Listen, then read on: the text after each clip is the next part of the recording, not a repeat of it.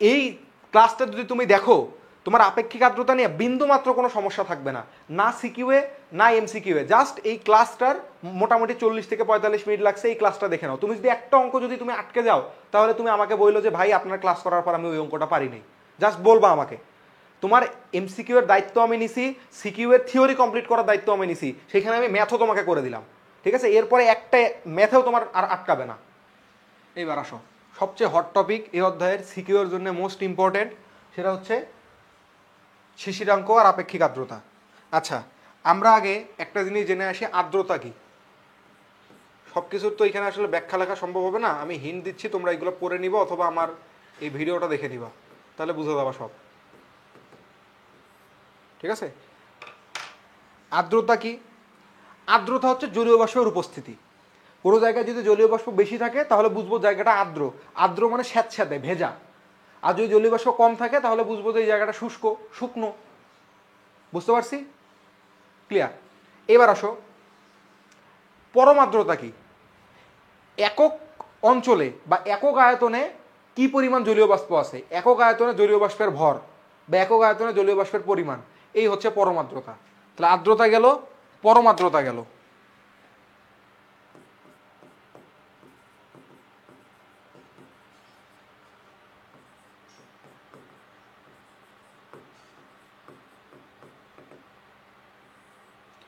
এইবার আমরা দুইটা জিনিস বুঝবো, খুবই ইম্পর্টেন্ট জিনিস, সম্পৃক্ত বাষ্প আর অসম্পৃক্ত বাষ্প।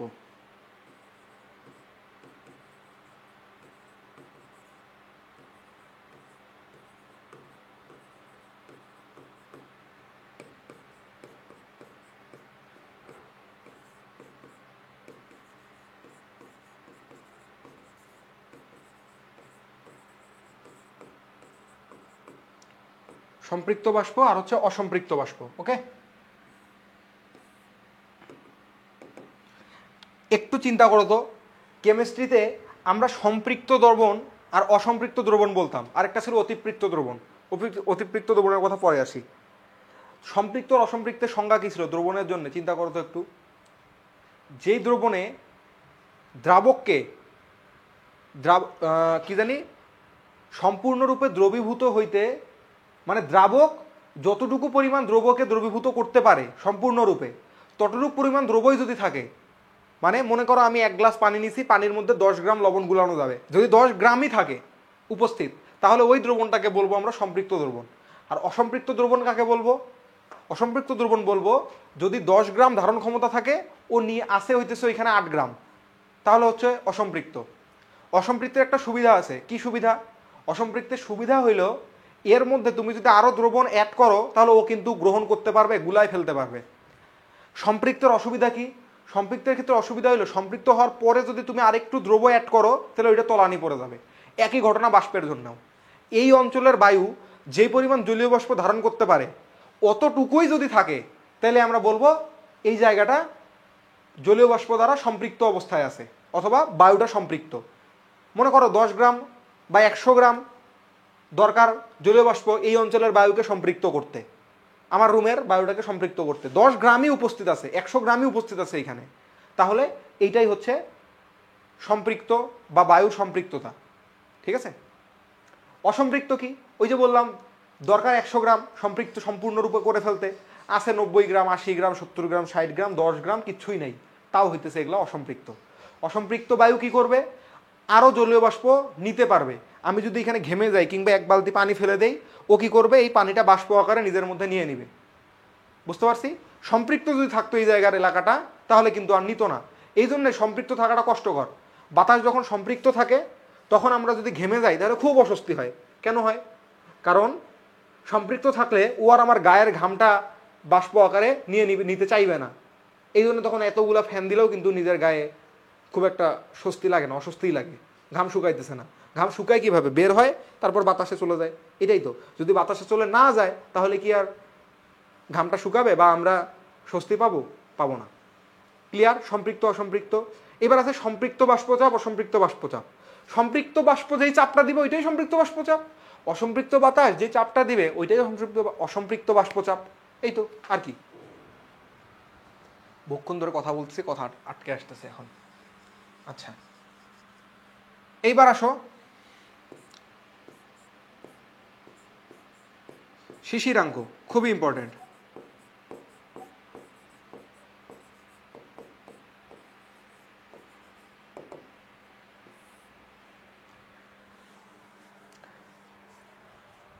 শিশিরাঙ্ক কি? শিশিরাঙ্কের সংজ্ঞা হচ্ছে, ব্যাপারটা একটু চিন্তা করো এইভাবে, খুব ঠান্ডা মাথায় চিন্তা করো। এই গ্লাসে ধারণ ক্ষমতা হচ্ছে 10 গ্রাম লবণকে গুলানোর। খুব ভালোভাবে খেয়াল করবা, গ্লাসের ধারণ ক্ষমতা হচ্ছে 10 গ্রাম লবণকে গুলানোর। আমার কাছে লবণই আছে 8 গ্রাম, কিন্তু আমার মনে একটা ধারণা, ভাই দ্রবণ যদি সম্পৃক্ত না হয় আমি খাবো না। আমার কাছে 1 গ্লাস পূর্ণ পানি আছে, লবণ আছে 8 গ্রাম, ওই পূর্ণ পানিকে দ্রবীভূত করতে, সম্পূর্ণরূপে সম্পৃক্ত করতে 10 গ্রাম লবণেরই প্রয়োজন, কিন্তু আছে আমার কাছে 8 গ্রাম। আর আমার চ্যালেঞ্জ, আমি সম্পৃক্ত না হইলে আমি ওই জিনিস খাবোই না। তা আমি তো অসুস্থ, আমাকে এখন খাইতে হবে তো। তাহলে কি করব? কি করা যায় এইখানে? অতিরিক্ত লবণ কিনতে হবে, আমার কাছে টাকা নাই, আমি এই অবস্থায় কেমনে যাবো লবণ কিনতে? তোমাদেরকে পড়াইতেছি না, কেমনে যাবো? যাওয়া যাবে না। এখন একটা কথা খুব সিম্পলি চিন্তা করো, ওই গ্লাসটা আমি যদি একটু উল্টা করে হালকা হালকা করে পানি ফেলে দিতে থাকি, পানি পড়ে যাচ্ছে, তো যখন একটু একটু করে পানির পরিমাণ কমতে থাকবে, ওই পানির যে পরিমাণ দ্রবীভূত করার ক্ষমতা ওইটাও কমতে থাকবে না? পানি প্রথমে করতে পারতো 10 গ্রাম লবণকে দ্রবীভূত, উপরের লেয়ার থেকে একটু পানি ফেলে দিছি, তাহলে কি সে এবার 9 গ্রামকে করতে পারবে? আর একটু ফেলে দিলাম, 8.5 গ্রামকে পারবে, এবার আর একটু পানি ফেলে দিলাম, তাহলে কি হলো? সে এখন পুরোপুরি 8 গ্রাম দিয়েই সম্পৃক্ত হয়ে যাবে। তাহলে আমরা আসলে ফাইনালি করছিটা কি? পানির আয়তনটাকে কমাই দিছি না? পানির আয়তন কমিয়ে আমরা কি করলাম? অসম্পৃক্ত দ্রবণকে সম্পৃক্ত দ্রবণে পরিণত করলাম।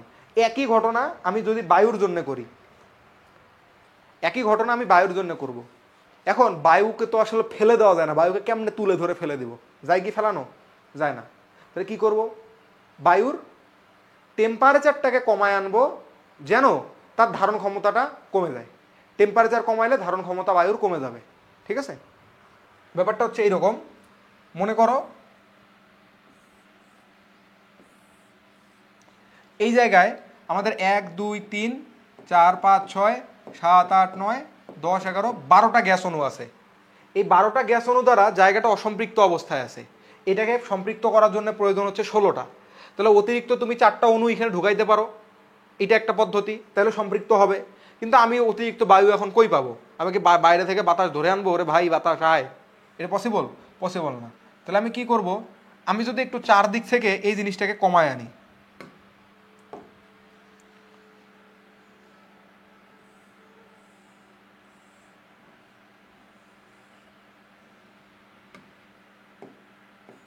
আমি একটু কমায় আনলাম, কমায় এনে এইবার এই কয়েকটা পরমাণু দিয়েই একে সম্পৃক্ত করতে পারার একটা পসিবিলিটি আছে না? 1 2 3 4 5 6 7 8 9 10 11 12। দেখো এই 12টা দিয়ে এবারে সম্পৃক্ত হয়ে যাবে।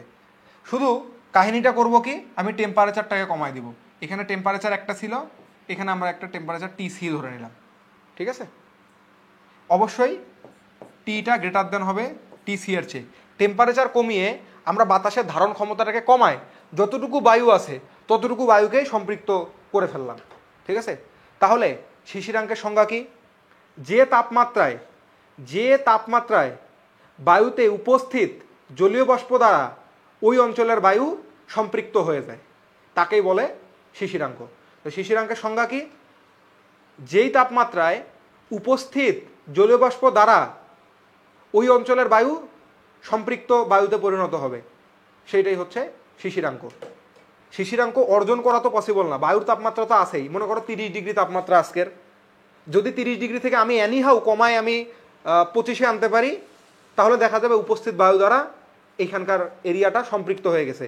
তখন আর সে অতিরিক্ত কোনো বায়ু নিবেও না, মানে অতিরিক্ত কোনো বাষ্প নিবেও না, অন্য কোনো ঘটনাই ঘটাবে না এখানে। তাহলে ওই যে 25 ডিগ্রি সেলসিয়াস তাপমাত্রা, সেইটা হচ্ছে আমাদের শিশিরাঙ্ক। ওকে, ক্লিয়ার? এইবার আসি আমরা আপেক্ষিক আর্দ্রতায়।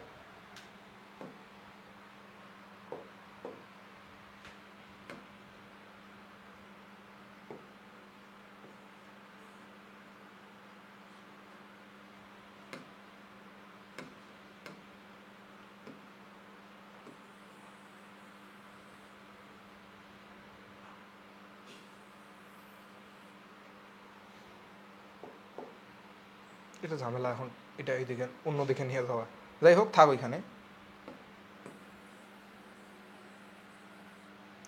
আচ্ছা তোমরা শিশিরাঙ্ক বুঝে থাকলে এই চিত্রের আর দরকার নাই। যাক, এবার সবচেয়ে ইম্পর্টেন্ট টপিকে যাচ্ছি, এটা হচ্ছে আপেক্ষিক আর্দ্রতা।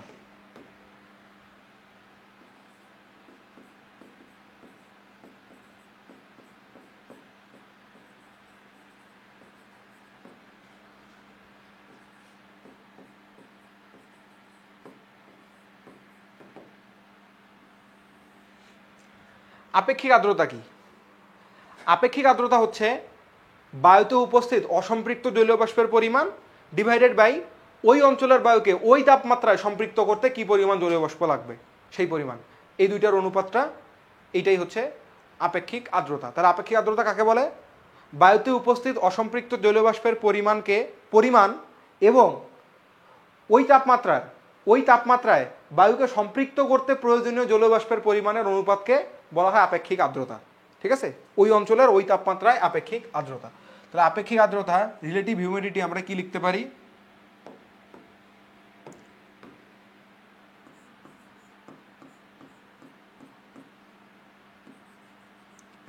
বায়ুর তাপমাত্রা মানে বর্তমান তাপমাত্রায়,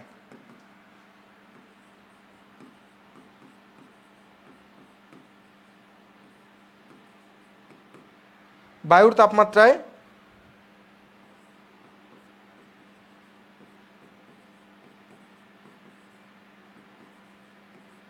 অসম্পৃক্ত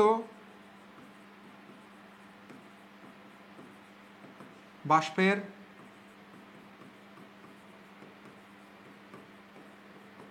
পরিমাণ ডিভাইডেড বাই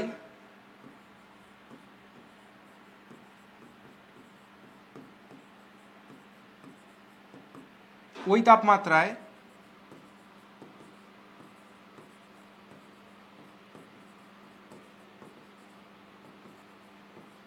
বায়ুকে সম্পৃক্ত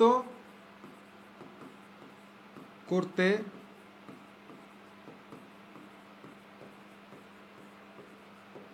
প্রয়োজনীয় বাষ্পের পরিমাণ।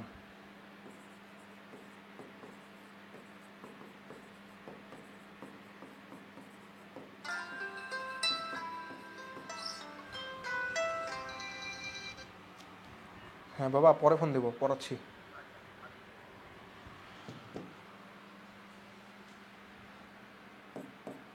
ইকুয়াল টু, এখন দেখো এই জিনিসটাকে অসম্পৃক্ত বাষ্পের পরিমাণটাকে আমরা অসম্পৃক্ত বাষ্পচাপও বলতে পারি না?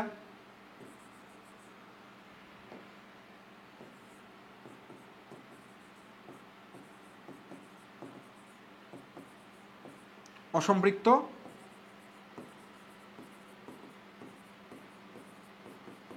বাষ্পচাপ ডিভাইডেড বাই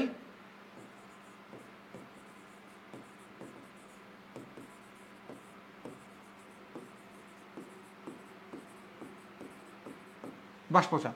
এটাকে নর্মালি পার্সেন্টেজে প্রকাশ করা হয়, এই জন্য এই অনুপাতটাকে আমরা 100% বানাই নিব। এই অসম্পৃক্ত বাষ্পচাপকে ছোট হাতের এফ দিয়ে প্রকাশ করা হয়, আর এই জিনিসটাকে বড় হাতের এফ দিয়ে প্রকাশ করা হয়। আচ্ছা একটা কথা খুব সিম্পলি চিন্তা করো তো, অসম্পৃক্ত বাষ্পচাপটা শিশিরাঙ্কে সম্পৃক্ত বাষ্পচাপ কিনা এটা বলো তো আমাকে। অসম্পৃক্ত বাষ্পচাপটাই, অসম্পৃক্ত বাষ্প কাকে বলে? যেইটা বর্তমানে আছে ওইটাই শিশিরাঙ্কে যদি নামায় নিয়ে আসি, শিশিরাঙ্ক কি? যেটা উপস্থিত বায়ু পরিমাণ, উপস্থিত জলীয় বাষ্পের পরিমাণ দ্বারাই ওইটা সম্পৃক্ত হয়ে যাবে। তাহলে যেইটা বায়ুর তাপমাত্রা অসম্পৃক্ত সেইটাই তো শিশিরাঙ্কে সম্পৃক্ত, ঠিক কিনা? তাহলে আমরা এটাকে বলতে পারি শিশিরাঙ্কে সম্পৃক্ত বাষ্পচাপ।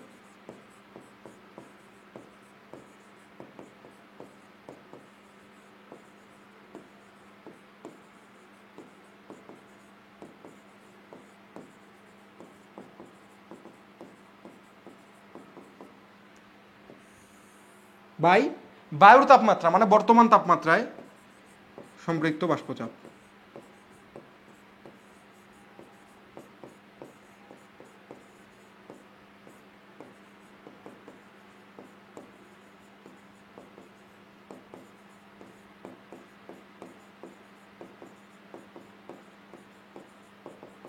বায়ুর তাপমাত্রা সম্পৃক্ত বাষ্পচাপ।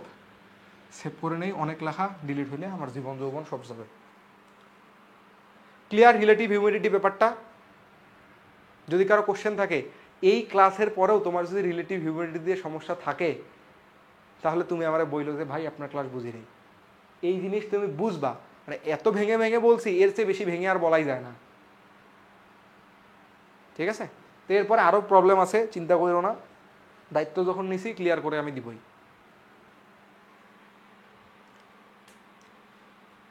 আরে ভাই সেভ তাড়াতাড়ি।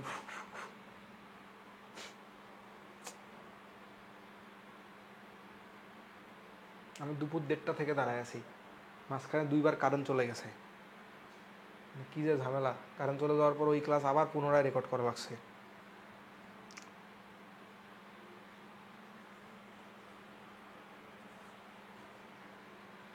ওকে, আর কি আছে?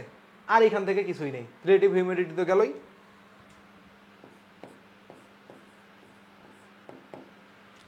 তো রিলেটিভ হিউমিডিটি যখন বেশি হয় তখন কি হয়, আর যখন কম হয় তখন কি হয়?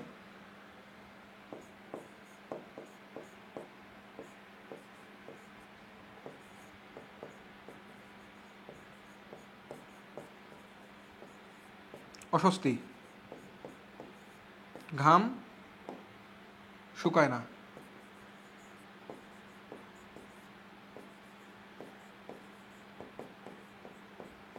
ঘাম শুকায় না। রিলেটিভ হিউমিডিটি কম,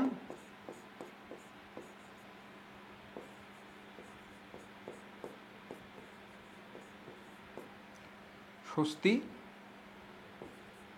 ঘাম দ্রুত শুকায়।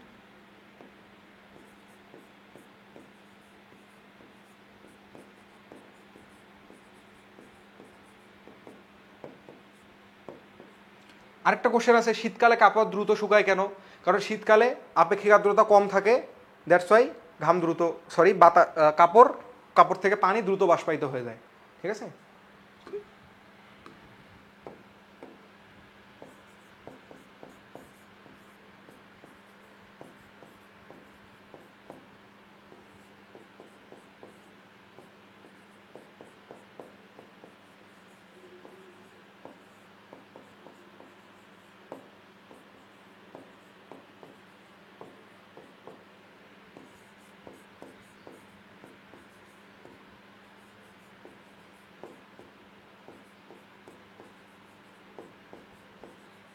বর্ষাকালের চেয়ে কাপড় দ্রুত শুকায়।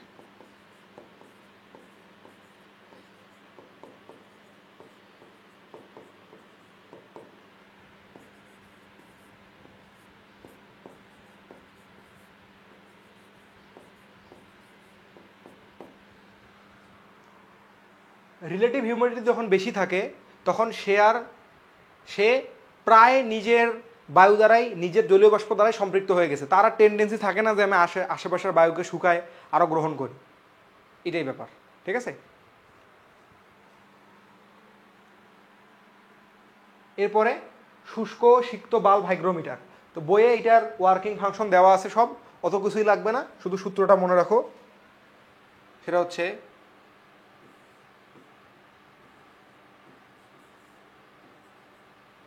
থিটা শুষ্ক minus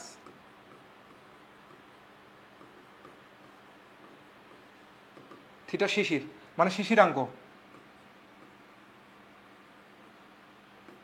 equal to G into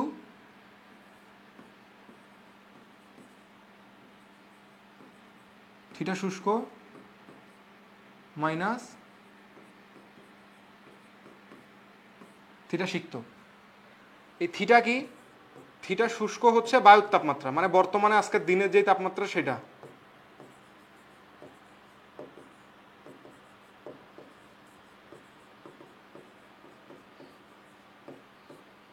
theta সিক্তটা হচ্ছে আমি যে ন্যাকড়া পেঁচাবো, কাপড় তেনা পেঁচাবো, তেনা পেঁচা এখানে দিলে ও যেটা শো করবে ওইটা হচ্ছে সিক্ত, ওটা লাগবে না আমাদের। আর থিটা শিশিরাঙ্ক তো বুঝতেই পারতেছি। জি হচ্ছে গ্লেইসারের ধ্রুবক,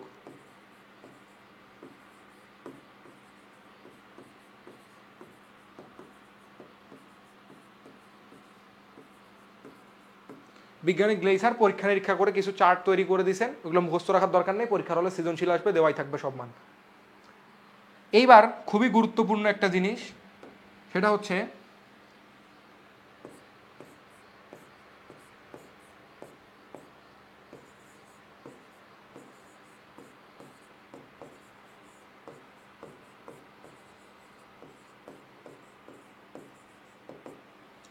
হাইগ্রোমিটারে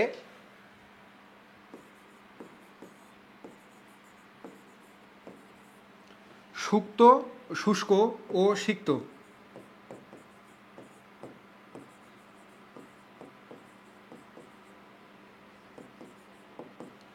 বাল্বের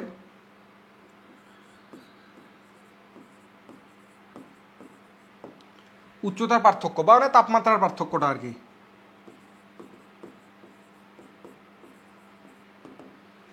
পার্থক্য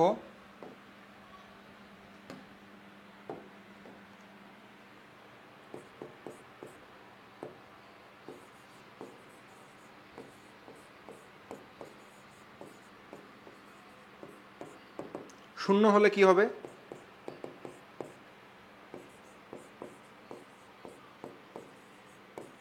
কম হলে কি হবে? বেশি হলে কি হবে?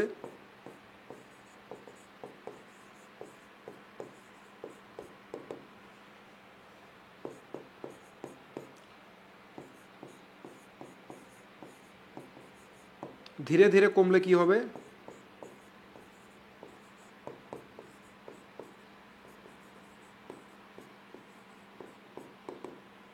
আর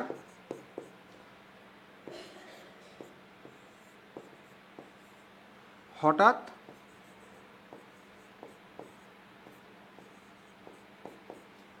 কমলে বা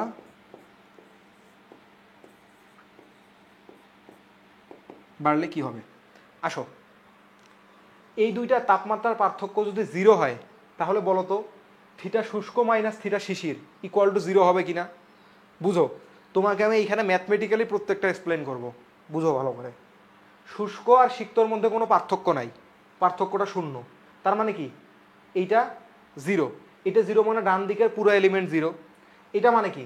থিটা শুষ্ক মাইনাস থিটা শিশিরাঙ্ক ইকুয়াল টু জিরো, তার মানে থিটা শুষ্ক ইকুয়াল টু থিটা শিশিরাঙ্ক, মানে বায়ুর তাপমাত্রা বর্তমানে শিশিরাঙ্কেই আছে। আচ্ছা, বায়ুর তাপমাত্রা শিশিরাঙ্কে থাকা মানে কি? বায়ু সম্পৃক্ত অবস্থায় আছে। তার মানে কি? বায়ুর তাপমাত্রা শিশিরাঙ্কের সমান থাকা মানে কি? যে বায়ু সম্পৃক্ত অবস্থায় আছে। তার মানে আর বায়ু সম্পৃক্ত অবস্থায় থাকলে কি হয়? আপেক্ষিক আর্দ্রতা কত হয়? 100% না? সম্পূর্ণ সম্পৃক্ত অবস্থায় আছে। তাহলে এটা হচ্ছে রিলেটিভ হিউমিডিটি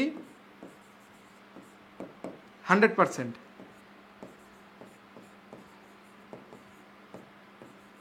বায়ুর তাপমাত্রা ও শিশিরাঙ্ক সমান।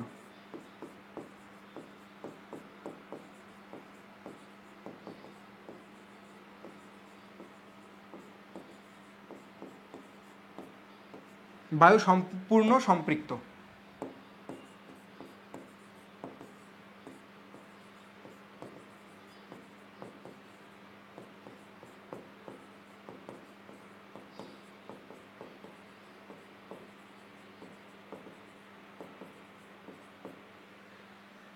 এবার যদি কম হয় তাহলে বুঝো, ইমাজিন করো এই জিনিসটা কম।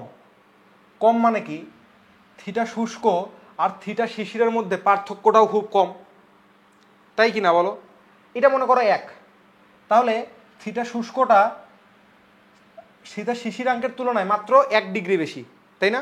তার মানে শিশিরাঙ্ক 25 ডিগ্রি হইলে আজকের দিনের তাপমাত্রা ওটা হচ্ছে 26 ডিগ্রি। তার মানে কি? বায়ুর আপেক্ষিক আর্দ্রতা অনেক বেশি না? তার মানে কি? বায়ুটা একদম প্রায় সম্পৃক্ত হওয়ার কাছাকাছি চলে গেছে। বায়ুর তাপমাত্রা হচ্ছে 26 ডিগ্রি, শিশিরাঙ্ক 25 ডিগ্রি, তার মানে বায়ুর তাপমাত্রা হালকা একটু কমে গেলে শিশিরাঙ্কে পৌঁছায় যাবে। তার মানে কি? বায়ুটা অনেক বেশি আর্দ্র অবস্থায় আছে না? মানে অনেক বেশি ভেজা এখানে, তাই না? মানে বায়ু অনেক বেশি পরিমাণ জলীয় বাষ্প নিয়ে আসে। ক্লিয়ার? তাহলে এখানে বলতে হবে রিলেটিভ হিউমিডিটি বেশি।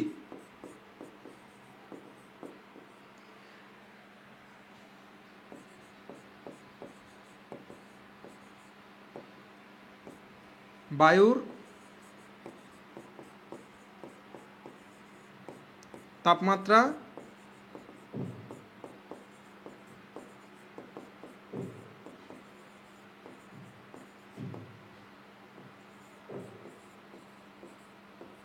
স্থিতিরাঙ্কের শিশিরাঙ্কের ক্লোজ, আর বায়ু হচ্ছে অনেক বেশি আর্দ্র, বায়ু আর্দ্র বা ভেজা।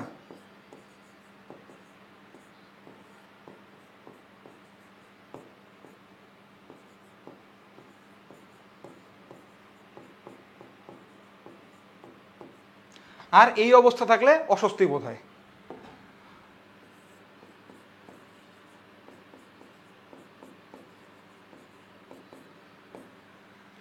পার্থক্য যদি বেশি থাকে, পার্থক্য বেশি মানে কি, মনে করো বর্তমানে দিনের তাপমাত্রা হচ্ছে 26 ডিগ্রি বা 25 ডিগ্রি সেলসিয়াস, আর শিশিরাঙ্ক হচ্ছে 15 ডিগ্রি সেলসিয়াস, গ্যাপটা অনেক বেশি। তার মানে কি, বায়ুকে সম্পৃক্ত করতে চাইলে অনেক বেশি পরিমাণ আমাকে জলীয় বাষ্প খাওয়াইতে হবে ওরে, তাই না? তাহলে আরএইচ কম,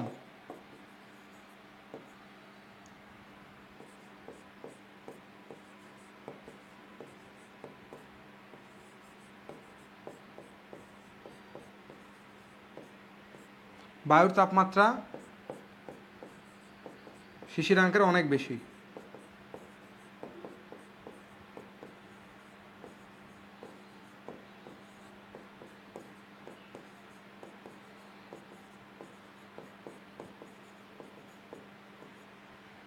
অনেক বেশি। তারপরে বায়ুর আর্দ্রতা কম, শুষ্ক, বায়ু শুষ্ক মানে স্বস্তি।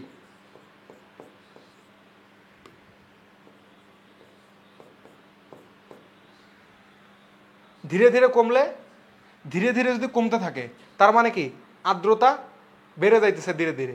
আর্দ্রতা ধীরে ধীরে বাড়তেছে মানে কি, জলীয় বাষ্পটা ক্রমাগত উপরে উঠে যাইতেছে, মানে আশেপাশের সব জায়গা থেকে জলীয় বাষ্প উপরে উঠে যাইতেছে। তো এইটা কি বৃষ্টি হওয়ার সম্ভাবনা না? যখন আমরা দেখব গ্রীষ্মকালে যে আশেপাশে সকল জল শুকাই যেতেছে, তখন আসলে কি হবে, জলগুলা উপরে উঠে গিয়ে মেঘ হয়ে যাবে না? তাহলে এটা হচ্ছে বৃষ্টি হওয়ার সম্ভাবনা।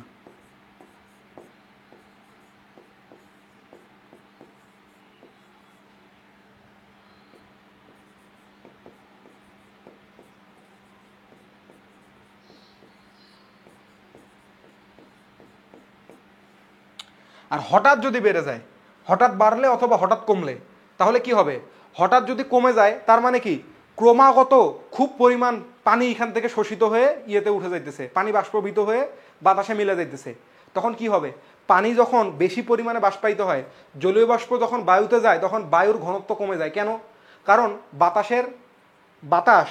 বাতাসের মধ্যে কি কি থাকে, nitrogen, oxygen, carbon die oxide, এগুলো বেশি থাকে না? তো এদের নাইট্রোজেন, এদের কি হয়, এদের ভরগুলো থাকে বেশি। অক্সিজেনের 32 গ্রাম পার মোল, তারপর কার্বন ডাই অক্সাইডের 44 গ্রাম পার মোল, নাইট্রোজেনের 28 গ্রাম পার মোল, ঠিক আছে? তাদের তুলনায় পানি হচ্ছে মাত্র 18 গ্রাম পার মোল। তাহলে পানি যখন এখানে আসে তখন কি হয়, বাতাসটা হালকা হয়ে যায়, আর হালকা বাতাস কি উপরে উঠে যায়। উপরে উঠে গেলে এই জায়গায় কি হবে, শূন্যতা সৃষ্টি হবে না? তাই হঠাৎ যখন কমে যাবে তার মানে কি বুঝবো, যে খুব ক্রমাগত এই জায়গাকার বায়ু জলীয় বাষ্প দ্বারা পূর্ণ হইতেছে।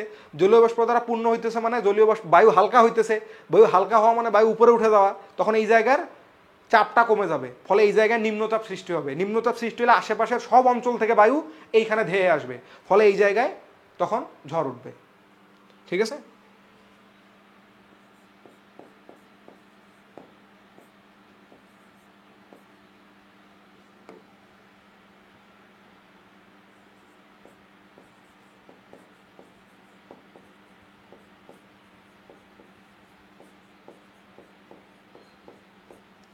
ঝড় হওয়ার সম্ভাবনা আছে। একইভাবে যদি হঠাৎ করে বেড়ে যায় তার মানে কি, যে বায়ু হঠাৎ করে যদি বেড়ে যায় তার মানে এইখানে এখন উচ্চচাপ সৃষ্টি হয়েছে, প্রচন্ড গরম হইতেছে, বায়ু ভারী হইতেই আছে, বায়ু ভারী হইতেই আছে, এরকম একটা অবস্থা। তার মানে কি, এই জায়গায় উচ্চচাপ সৃষ্টি হবে। এখানে উচ্চচাপ সৃষ্টি হলে এই জায়গা থেকে বায়ু হঠাৎ করে অন্য জায়গায় চলে যাবে, তখন আবার এইখানে আবারও নিম্নচাপ সৃষ্টি হওয়ার সম্ভাবনা আছে। ক্লিয়ার? তাহলে হঠাৎ বাড়লে কমলে দুইটাই হচ্ছে ঝড় হওয়ার সম্ভাবনা। তো এই তো হচ্ছে গেল আমাদের এটা টপিক, এটা সেভ করে নে, এটা খুবই কাজে লাগবে। এই থিওরি বুঝলে তোমার আসলে এই ম্যাথগুলা করতে আর কোনো সমস্যা হবে না। ম্যাথ আমি করাবো, একটু ধৈর্য ধরতে হবে। আমি একটু 5 মিনিটের একটু ব্রেক নিব এখন, ভিডিও থেকে কেটে দিব, সমস্যা নেই।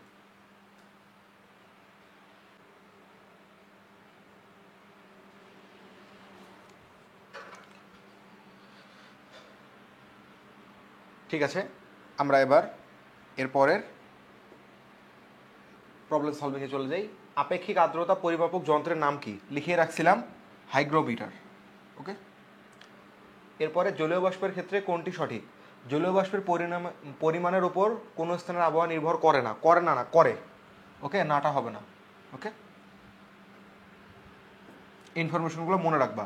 কুয়াশা সৃষ্টির জন্য জলীয় বাষ্প দায়ী নয়, অবশ্যই নয় না, জলীয় বাষ্পই দায়ী। ওকে, জলীয় বাষ্পের ঘনত্ব শুষ্ক বায়ুর ঘনত্ব হচ্ছে বেশি, অবশ্যই না, কম। জলীয় বাষ্প শুষ্ক বায়ু অপেক্ষা হালকা। ঠিক আছে, বায়ুতে জলীয় বাষ্প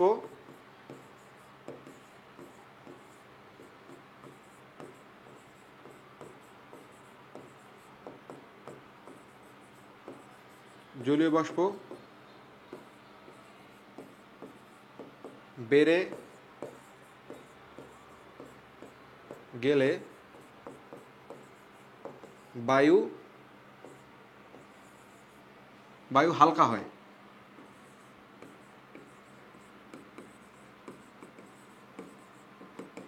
অর্থাৎ বায়ুর ঘনত্ব কমে। ঠিক আছে, এটা মনে রাখবা। বায়ুমণ্ডলের জলীয় বাষ্পের ঘনীভবনের জন্য নিচের কোনটি সংঘটিত হয় না? শিশির, কুয়াশা, ঝড়। ঝড়। ঠিক আছে, মেঘমুক্ত দিনে দুপুরের আগেই শিশির তিরোহিত হয় কেন? কেন বলো তো? মেঘমুক্ত দিনে কি হয়? বাতাসে নিশ্চয় জলীয় বাষ্পের পরিমাণ কম থাকে, যার কারণে দিনের তাপমাত্রা বাড়ার সাথে সাথে অসম্পৃক্ত বায়ুটা সম্পৃক্ত হওয়ার উদ্দেশ্যে আশেপাশের সব জায়গার যে শিশিরগুলো বা যেখানেই জলকণা আছে সেই জলকণাগুলোকে বাষ্পায়িত করে নিয়ে নিজেকে সম্পৃক্ত করার চেষ্টা চালাইতেই থাকে। ওকে, তাহলে মেঘমুক্ত দিনে দুপুরের আগেই তাপমাত্রা বৃদ্ধিতে বায়ু অসম্পৃক্ত হয়, বাষ্পায়নের হার হ্রাস পায়, আপেক্ষিক আর্দ্রতা বৃদ্ধি পায়, দিনের আলো তিরোহিত হয় কেন? তিরোহিত মানেই হচ্ছে কমে যাওয়া, তাহলে আপেক্ষিক আর্দ্রতা বৃদ্ধি পায়। ঠিক আছে, তাহলে আপেক্ষিক তাপমাত্রা বৃদ্ধিতে বায়ু অসম্পৃক্ত হয়। এটা তাপমাত্রা বৃদ্ধিতে বায়ু অসম্পৃক্ত হয়, যার কারণে সে সম্পৃক্ত হওয়ার উদ্দেশ্যে অতিরিক্ত পানিগুলোকে বাষ্প হিসেবে নিয়ে নেয়। শিশির কি? পানির ফোঁটা। এরপরে শিশিরাঙ্ক কি? শিশিরাঙ্ক কি বলছে? একটা টেম্পারেচার। এই প্রবলেমই আসলে অনেকে পারে না, এই একটা কোশ্চেন বারবার আসছে। বায়ুর তাপমাত্রা শিশিরাঙ্কে উপনীত হলে বাষ্পায়ন কি হবে? বাষ্পায়ন আর হবে না, কারণ শিশিরাঙ্কে উপনীত হওয়া মানে কি? ও উপস্থিত বায়ু দ্বারা সম্পৃক্ত হয়েই গেছে, ওর তো আর ধারণ ক্ষমতা নাই। ওকে তুমি অতিরিক্ত যদি বাষ্পায়ন করার চেষ্টা করো, ও ঘুরে ফিরে ওই মাটিতেই পড়ে যাবে। মনে করো এই জায়গার বায়ুটা সম্পৃক্ত, তুমি এইবার পানিকে তাপ দিয়ে বাষ্প করতেছো, কি হবে দেখবা? পানিগুলো চুয়ায় আবার ঘরেরই কোথাও না কোথাও মাটির যেখানেই সংস্পর্শে আসবে ঠান্ডা কিছুর, সেখানে ওইখানে পানিটা জমে যাবে। কেন জমে যাবে? কারণ আশেপাশের বায়ুটা সম্পৃক্ত অবস্থায় আছে, ওরা ধারণ ক্ষমতা নাই। তোমার যদি পেটে খাবার দ্বারা পূর্ণ থাকে, তুমি যদি খাও তাহলে কি হবে? বমি করে দিবা না? ওইটাই।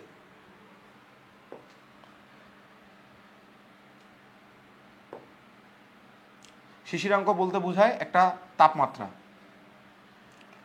তারপরে শিশিরাঙ্ক বলতে বোঝায় তাপমাত্রা। বায়ুর আপেক্ষিক আর্দ্রতা কম হলে, বায়ুর আপেক্ষিক আর্দ্রতা কম মানে কি? বর্তমানে বায়ুটা অসম্পৃক্ত বেশি পরিমাণে আছে, তাই না? তাহলে বাষ্পায়ন দ্রুত গতিতে হবে। অসম্পৃক্ত বেশি, তাহলে বাষ্পায়নের মাধ্যমে নিজেকে সম্পৃক্ত করার চেষ্টা করবে। বায়ুর আপেক্ষিক আর্দ্রতা কম হলে বাষ্পায়ন হবে দ্রুত গতিতে। প্রতি একক বায়ুতে একক আয়তনে উপস্থিত জলীয় বাষ্পের ভরকে কি বলে? পরম আর্দ্রতা। এটা আগেই বলছি তোমাদেরকে। প্রতি একক বায়ুতে উপস্থিত জলীয় বাষ্পের ভরকে বলা হয় পরম আর্দ্রতা। আপেক্ষিক আর্দ্রতা পরিমাপক যন্ত্রের শুষ্ক আর্দ্র বাল্ব থার্মোমিটারে পারদের পার্থক্য হঠাৎ বেড়ে যাওয়া কিসের লক্ষণ? আগেই লিখে দিছি, হঠাৎ বেড়ে যাওয়া হচ্ছে ঝড়ের লক্ষণ। যদি সিক্ত ও শুষ্ক বাল্ব হাইগ্রোমিটারের সিক্ত ও শুষ্ক বাল্বের তাপমাত্রার পার্থক্য কম প্রদর্শন করে, কম প্রদর্শন করা মানে কি? আবহাওয়াটা আর্দ্র, তাই না? তাহলে আপেক্ষিক আর্দ্রতা বেশি হবে। শুষ্ক আর্দ্র বাল্ব হাইগ্রোমিটারের সাহায্যে আবহাওয়া পূর্বাভাসের জন্য নিচের কোনটি সঠিক? থার্মোমিটার দুটির পার্থক্য না থাকলে বাতাস সম্পৃক্ত আছে। হ্যাঁ, থার্মোমিটারে পার্থক্য নাই, তার মানে যা শিশিরাঙ্ক সেটাই হচ্ছে বায়ুর তাপমাত্রা, তাই না? তো সেইটাই যদি বায়ুর তাপমাত্রা হয় তার মানে কি পুরোপুরি বায়ুটা সম্পৃক্ত, এটা হচ্ছে সম্পৃক্ত। থার্মোমিটার দুটির পার্থক্য কম হলে আবহাওয়া শুষ্ক থাকবে, যদি কম থাকে তাহলে হবে আর্দ্র। কম থাকলে কি হয়? কম থাকলে হয় আর্দ্র। ঠিক আছে? পার্থক্য ধীরে ধীরে না, দ্রুত। দ্রুত কমতে থাকলে হচ্ছে ঝড়। আর পার্থক্য বেশি হলে আবহাওয়া থাকে শুষ্ক।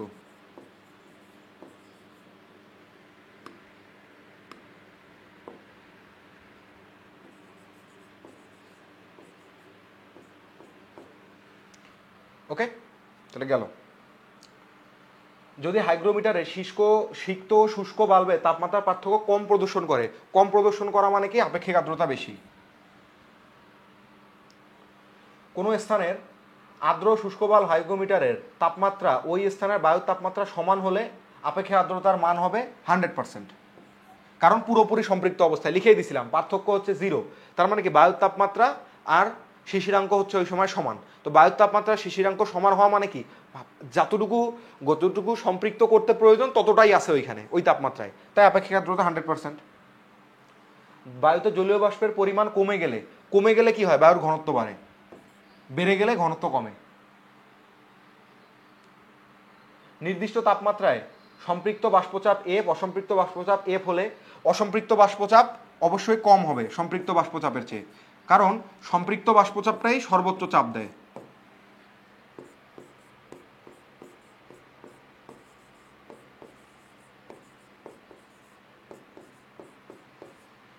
সম্পৃক্ত বাষ্পচাপ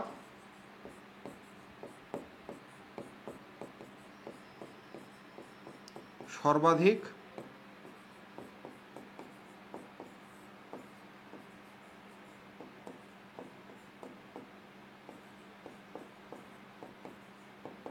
চাপ প্রয়োগ করে। আচ্ছা, সলিউশন দিই নেই। ওকে, এফটা হবে গ্রেটার দ্যান এফ। ওকে, সম্পৃক্তটা বড় হবে। এবার কোনো স্থানে অসম্পৃক্ত বাষ্পচাপ এফ আর সম্পৃক্তটা এফ হলে তাহলে কি হবে? এফ হচ্ছে greater than F. Greater than equal to হইলে মেবি সবচেয়ে ভালো হইতো,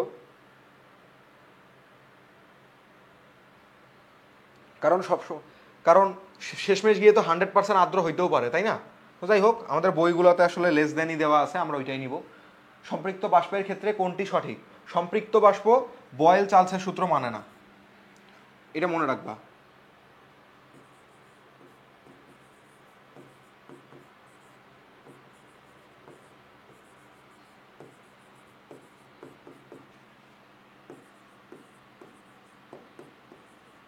বয়েল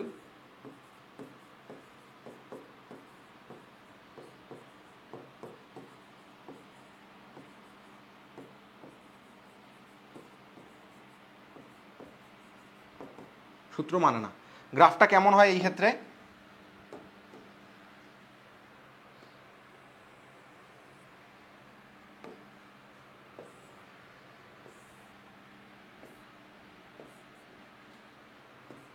আমি যদি এই বরাবর রাখি ভিকে, সরি, এই বরাবর রাখি ভিকে আর এই বরাবর রাখি প্রেশারকে, তাহলে সম্পৃক্ত রিজিয়নটাতে প্রেশার ফিক্স থাকে, সম্পৃক্ত রিজিয়নটাতে প্রেশার ফিক্স থাকবে। তারপরে ভলিউম বাড়াইতে বাড়াইতে একসময় দেখা যাবে ও আর ওইটুক জলীয় বাষ্প দ্বারা সম্পৃক্ত থাকতে পারতেছে না। বুঝো, গ্যাসের আমি আয়তনটা, জায়গার যদি আয়তন বাড়ায় দেই, বায়ুর আয়তন বাড়ায় দিলে কি হবে? বায়ু ওই জায়গায় আরো বেশি জলীয় বাষ্প চাবে নিজেকে সম্পৃক্ত করার জন্য, তাই না? সেই অবস্থায় গিয়ে কি করবে? তার একসময় সে তার সর্বোচ্চ চাপটা প্রয়োগ করতেই থাকবে, একসময় গিয়ে সে অসম্পৃক্ত হয়ে যাবে। বাড়াইতে বাড়াইতে এমন একটা পর্যায়ে নিয়ে যাব তার ওই জায়গাকে সম্পৃক্ত করতে আরো বেশি বায়ু প্রয়োজন, আরো বেশি বাষ্প প্রয়োজন। তার মানে কি? সে বর্তমানে অসম্পৃক্ত অবস্থায় আছে। তো অসম্পৃক্ত বাষ্পচাপ বয়েল চার্লসের সূত্র মেনে চলে। দ্যাটস ওয়াই তখন গ্রাফটা দেখতে হবে আবার এইরকম, এই যে আয়তাকার অধিবৃত্ত। ঠিক আছে? তাহলে এইটা হচ্ছে সম্পৃক্ত।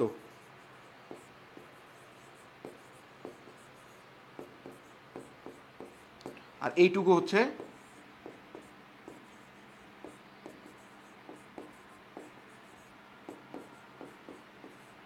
অসম্পৃক্ত। ওকে, ক্লাস রেকর্ড হচ্ছে আশা করি। ওকে, এরপরে অসম্পৃক্ত বাষ্পচাপ মেনে চলে বয়েল ও চার্লসের সূত্র। ভি বনাম অসম্পৃক্ত বাষ্পচাপের সম্পর্ক। ওকে, অসম্পৃক্ত বাষ্পচাপের সম্পর্ক হচ্ছে এইটা, সম্পৃক্তটা সোজা থাকে তারপর অসম্পৃক্ততে বেঁকে যায়। গ্যাসের গতিতত্ত্ব অনুসারে নিচের কোন বিবৃতিটি অসঙ্গতিপূর্ণ? অণুগুলো স্থিতিস্থাপক গোলক সদৃশ, এটা সত্য, এটা সত্য। অণুগুলো অতি ক্ষুদ্র, এটাও সত্য।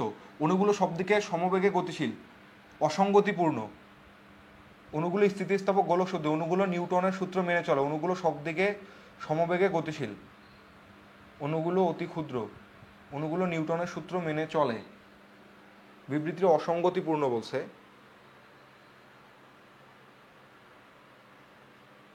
নিউটনের সূত্র মেনে চলে না, নিউটনের সূত্র মেনে চলে না অ্যাকচুয়ালি, ঠিক আছে, এটাও সত্য। কেন মেনে চলে না? কারণ নিউটনের সূত্র, মহাকর্ষ সূত্রটাকে মেনে চলে? চলে না, কারণ তাদের মধ্যে যে পারস্পরিক আকর্ষণ বলটা, ওই আকর্ষণ বলটা নাই। শুষ্ক সিক্ত বাল্ব আর্দ্রতা মাপক যন্ত্রে থার্মোমিটার দুটির পার্থক্য হঠাৎ কমে গেলে কোনটি বোঝায়? হঠাৎ কমে গেলে হচ্ছে, এইখানে অপশন ভুল উঠছে, হঠাৎ কমে গেলে কোনটি বোঝায়?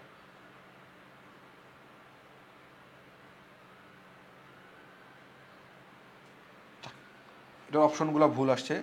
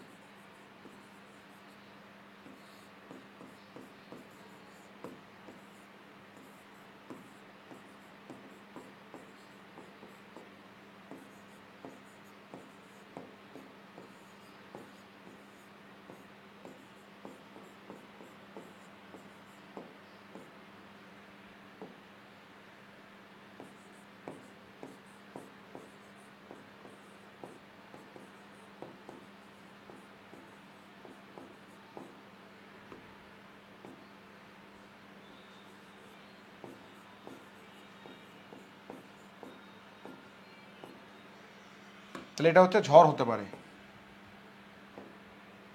হঠাৎ কমে গেলে ঝড় হতে পারে। এরপরে বায়ুর প্রতি একক আয়তনে উপস্থিত জলীয় বাষ্পের ভরকে কি বলে? পরমার্দ্রতা। এরপরে যে তাপমাত্রায় কোনো নির্দিষ্ট আয়তনের বায়ু উপস্থিত জলীয় বাষ্প দ্বারা সম্পৃক্ত হয় তাকে কি বলে? শিশিরাঙ্ক। এটা এর আগে একদম শুরুতেই সংজ্ঞা বলে নিছি। শিশিরাঙ্ক বলতে আমরা যা বুঝি একটা তাপমাত্রা। নিচের বক্তব্যগুলোর মধ্যে কোনটি সঠিক? সম্পৃক্ত বাষ্প বয়েলের সূত্র মেনে চলে না, মেনে চলে না। তারপর অসম্পৃক্ত বাষ্প শুধুমাত্র আবদ্ধ স্থানে তৈরি করা যায়, এটাও সত্য। অসম্পৃক্ত বাষ্প শুধুমাত্র না, অসম্পৃক্ত বাষ্প যে কোনো অঞ্চলে তৈরি করা যায়। আপেক্ষিক আর্দ্রতা বেশি থাকলে বাষ্পায়ন দ্রুত হয়, এইটাও ভুল। শিশিরাঙ্কে সম্পৃক্ত বাষ্পচাপ, বায়ুর তাপমাত্রা, অসম্পৃক্ত বাষ্পচাপ পরস্পর সমান, ইয়েস, এটা একদম সত্য। ঠিক আছে, অসম্পৃক্ত বাষ্প মুক্ত স্থানে তৈরি করা যায়, কারণ কি? মুক্ত স্থানে ওর আসলে বায়ুর ধারণ ক্ষমতা অসীম। ওইখানে জলীয় বাষ্পের ধারণ ক্ষমতা তুমি ওকে কোনোভাবেই সম্পৃক্ত করতে পারবা না, ও আসলে ধারণ ক্ষমতা ওর অসীমই থাকে। বাট তুমি যদি একটা বদ্ধ অবস্থানের কথা চিন্তা করো, বদ্ধ অবস্থানে তুমি বায়ুকে যে কোনোভাবে ইভ্যাপোরেট করে হোক বা বের করে দিয়ে হোক অথবা টেম্পারেচার কমায় হোক, তুমি কোনোভাবে এটা শিশিরাঙ্কে পৌঁছায় দিতে পারবা। কেবল শিশিরাঙ্কে পৌঁছানোটা বা সম্পৃক্ত করে ফেলাটা বদ্ধ স্থানে সম্ভব হয়। তাহলে সম্পৃক্ত বাষ্প শুধুমাত্র বদ্ধ স্থানে তৈরি করা যায়। গ্লেসারের উৎপাদকের সমীকরণ অনুসারে, এই যে আমি লিখছিলাম না থিটা শুষ্ক, ওইটাই লিখছে এইভাবে, থিটা 1 মাইনাস থিটা ইন্টু জি ইন্টু থিটা 1 মাইনাস থিটা 2। থিটাটা হচ্ছে শুষ্ক, এটা হচ্ছে শিশিরাঙ্ক,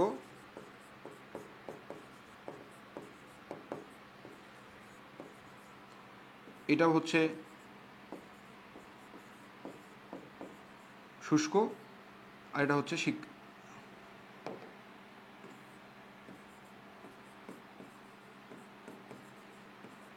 সিক্ত।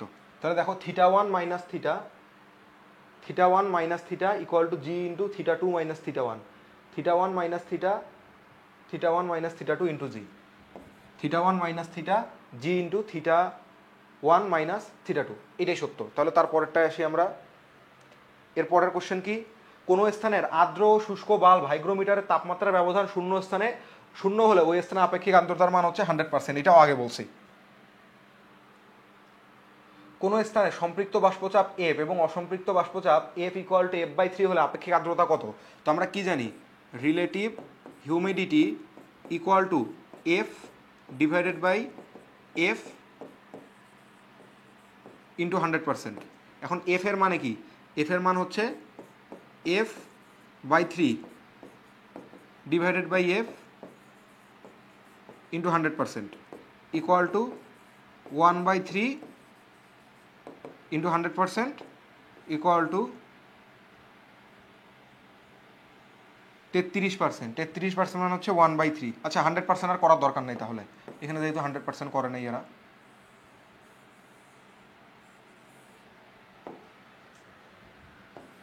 আমি একটু সেভ করে ব্যাকে যাবো, এটা ল্যাগ করতেছে। সেভ করে আমি একটু কেটে দিব এটা।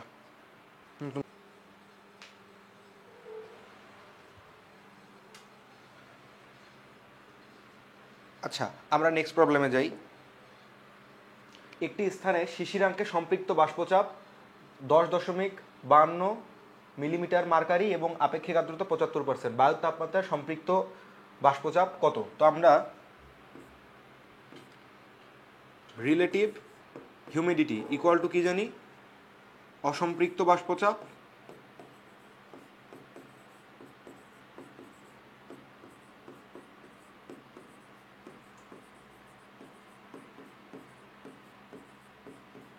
বাষ্পচাপ ডিভাইডেড বাই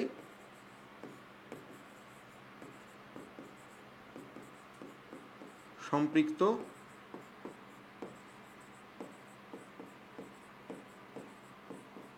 বাষ্পচাপ, তাই না? তো রিলেটিভ হিউমিডিটি দেওয়া আছে আমাদের কাছে 75%, আর অসম্পৃক্তটা বের করতে বলছে, বায়ুর তাপমাত্রায় সম্পৃক্ত, শিশিরাঙ্কে সম্পৃক্ত। আচ্ছা অসম্পৃক্ত বাষ্পচাপকে আমরা বলতে পারি শিশিরাঙ্কে সম্পৃক্ত।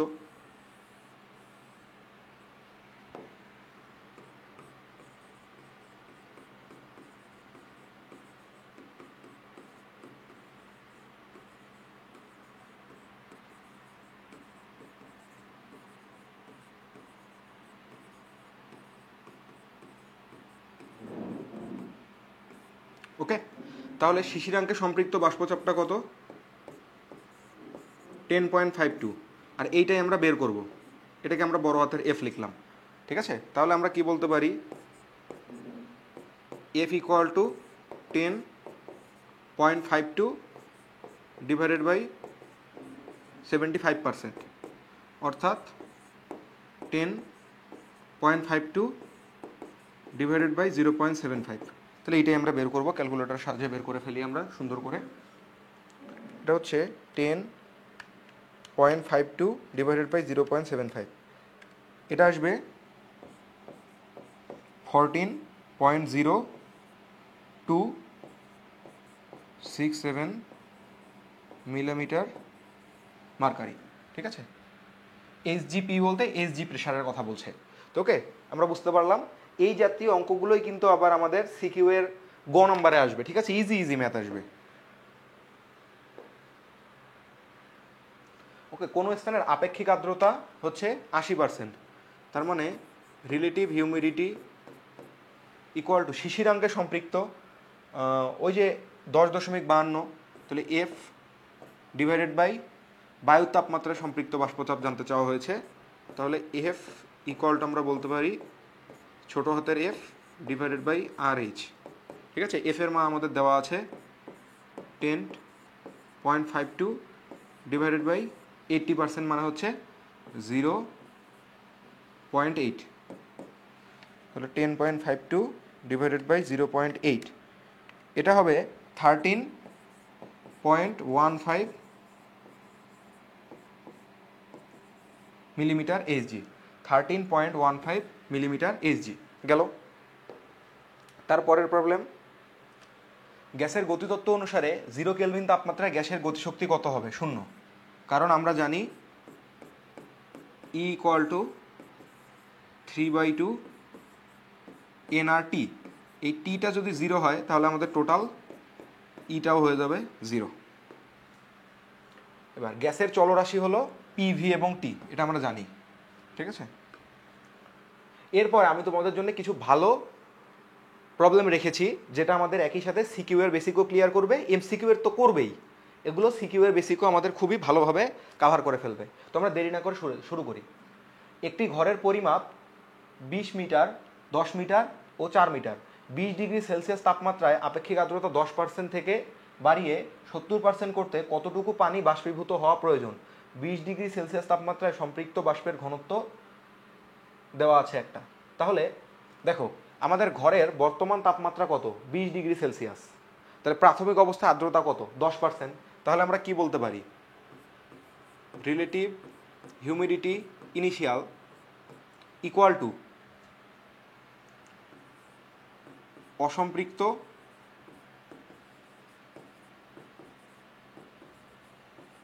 বাষ্পচাপ বা বাষ্পের ঘনত্ব বলছে যেহেতু, সেহেতু আমরা বাষ্প ঘনত্ব ইউজ করব।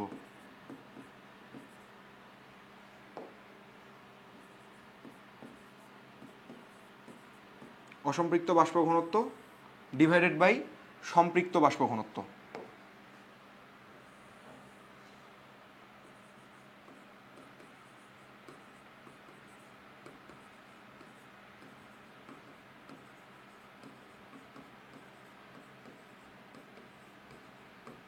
আমি যদি একটা রোডম্যাপ তোমাদেরকে ক্লিয়ার করে দিতে চাই তাহলে হচ্ছে আমরা বর্তমানে কি পরিমাণ জলীয় বাষ্প আছে সেটা বের করে নিতে পারি বাষ্প ঘনত্ব থেকে, প্রাথমিক অবস্থায় জলীয় বাষ্পের ঘনত্ব থেকে, তাই না? এরপরে 70% করতে তখন কি পরিমাণ ঘনত্ব প্রয়োজন পড়বে সেটা দেখব। তারপর দুইটার ব্যাপ্তি বা ব্যবধান থেকে আমরা ডিসিশন নিতে পারবো যে কি পরিমাণ অতিরিক্ত পানি বাষ্পীভূত হওয়া প্রয়োজন আছে বা জলীয় বাষ্প ওখানে যাওয়া প্রয়োজন আছে, ঠিক আছে। তাহলে আমরা বলতে পারি এখান থেকে 10% ইকুয়াল টু, এটাকে আমরা বলে দিলাম হচ্ছে F1 ডিভাইডেড বাই 17.3 ইন্টু 10⁶, ঠিক আছে। তাহলে এখান থেকে F1 এর মান আমরা কি বলতে পারি?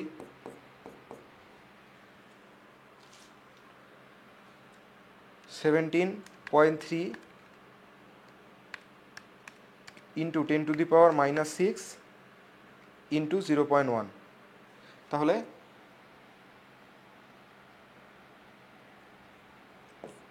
1.73 ইন্টু 10⁻⁶ এই পরিমাণ বর্তমানে আছে। এটা কি?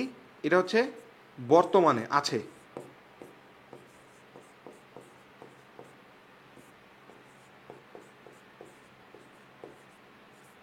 এখন আমরা যখন 70% করতে যাব তখন 70% করতে প্রয়োজনীয় বাষ্প ঘনত্ব আর এইচ ফাইনাল ইকুয়াল টু 70% করতে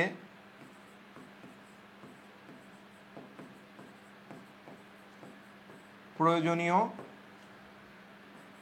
ঘনত্ব, এটাকে আমরা বলে দিচ্ছি F2 ডিভাইডেড বাই সম্পৃক্ত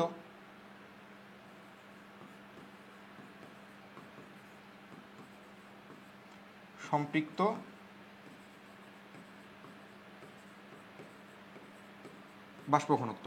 তাহলে এই জায়গা থেকে আমরা বলতে পারি 70% ইকুয়াল টু F2।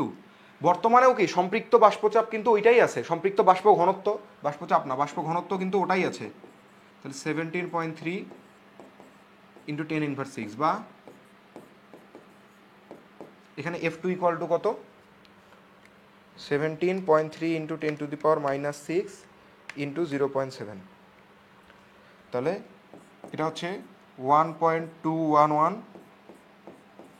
ইন্টু 10⁻⁵। এটা বাষ্প ঘনত্ব। তাহলে অতিরিক্ত বাষ্প ঘনত্ব প্রয়োজন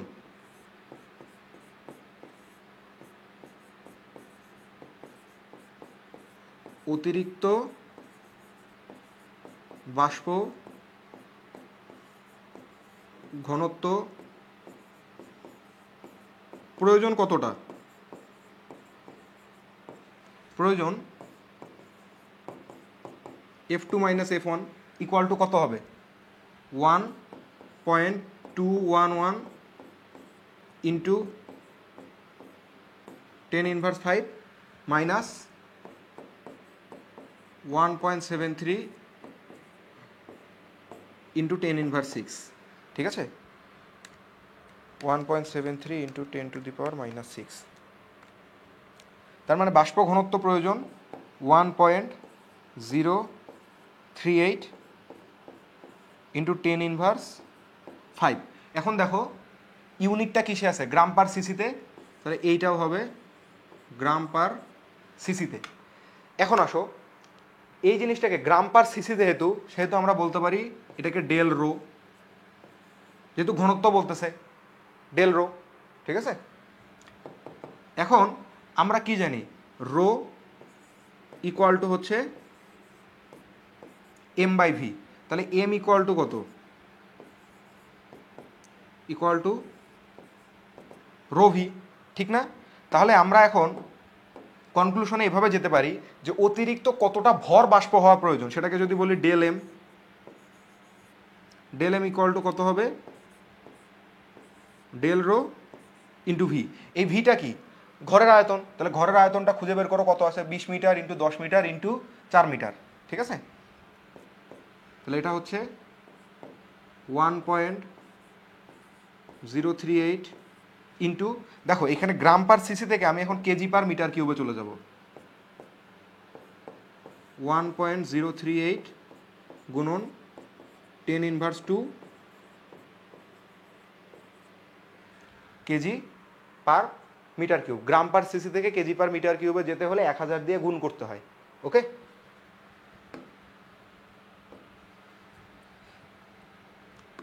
এখন আমি এটা ইউজ করব 10⁻2 ইন্টু ঘরের ভিটা কত হবে লিখে রাখো, V equal to 204 800 metre cube, ঠিক না? 800 মিটার কিউব, তাহলে ইন্টু 800, এবং রেজাল্টটা আসবে কিসে? কেজি পার মিটার কিউবের সাথে মিটার কিউব গুণ করে দিছি, তাহলে রেজাল্টটা আসবে কেজিতে। তাহলে কত আসতেছে এখান থেকে আমাদের?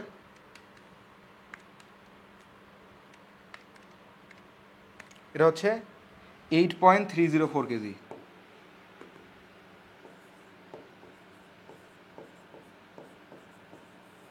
তার মানে এত কেজি পানি আমরা যদি বাষ্পায়িত করতে পারি এনিহাউ, তাহলে আমাদের ঘরের আপেক্ষিক আর্দ্রতাটা বেড়ে যাবে, 70% হয়ে যাবে। ওকে, আশা করি এটা বুঝতে পেরেছো। এটা প্রবলেম ক্লিয়ার? আরেকবার একটু এক্সপ্লেন করে দিই। সেটা হচ্ছে 10% থাকা অবস্থায়, বর্তমানে যেহেতু আপেক্ষিক আর্দ্রতা 10%, সেহেতু 10%-এ কী পরিমাণ জলীয় বাষ্পর ঘনত্ব আছে সেটা বের করে নিলাম আমরা। 70% করতে কী পরিমাণ ঘনত্ব প্রয়োজন পড়বে, এবং সেটা আসবে কোত্থেকে? নিশ্চয়ই পানিটা এখান থেকে বাষ্প হয়ে উপরে চলে গেছে, সেখান থেকে আসলে জেনারেট হবে এই পরিমাণ ঘনত্বটা, ঠিক না? তাহলে আমরা ওইটাও বের করে নিচ্ছি যে কী পরিমাণ ঘনত্ব প্রয়োজন 70% হওয়ার জন্য। তারপর আমরা পার্থক্য করে দেখতে পাইছি যে একটা নির্দিষ্ট অ্যামাউন্টের পানি অতিরিক্ত ঘনত্ব প্রয়োজন, আর ঘনত্ব থেকে তারপরে আমরা ভরটাও বের করে ফেললাম যে কত ভর ওই পরিমাণ ঘনত্ব এই ঘরের মধ্যে দিতে পারে। ওকে, নেক্সট প্রবলেমে চলে যাই।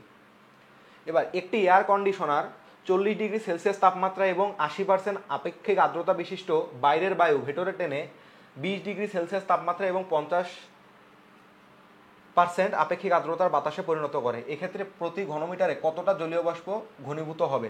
40° ও 20°C তাপমাত্রায় জলীয় বাষ্পের ঘনত্ব দেওয়া আছে। তাহলে বুঝো, খুবই চমৎকার একটা কোশ্চেন। আমাদের এইবারকার অ্যাপ্রোচটা কেমন হবে? এবারকার অ্যাপ্রোচ হচ্ছে এমন যে 40°C তাপমাত্রায় 80% আপেক্ষিক আর্দ্রতা বিশিষ্ট ঘরে বর্তমানে কি পরিমাণ জলীয় বাষ্প উপস্থিত আছে, ঠিক আছে? তারপরের বার আমরা দেখব যে 20% তাপমাত্রায় 50% আপেক্ষিক আর্দ্রতা বিশিষ্ট বাতাসে যদি আমি পরিণত করতে চাই এই ঘরটাকে, তখন এসে কি পরিমাণ জলীয় বাষ্পের ঘনত্বে পরিণত হবে। দুইটার ব্যাপ্তি থেকে আমরা বলতে পারবো যে কি পরিমাণ বাতাস ঘনীভূত হয়ে, এয়ার কন্ডিশনারের কাজ কি বাতাসকে ঘনীভূত করে ফেলা, তাই না, মানে বাতাসকে ঠান্ডা করা। তো কি পরিমাণ বাতাসকে সে শীতল করতে পারছে, ওই দুইটার পার্থক্য থেকে আমরা বলতে পারবো। ওকে, কোশ্চেনের রোড ম্যাপ বোঝা গেছে তো নাকি? তাহলে আমরা বলতে পারি প্রথমে কত আছে 80%, 80% ইকুয়াল টু 40 ডিগ্রি সেলসিয়াস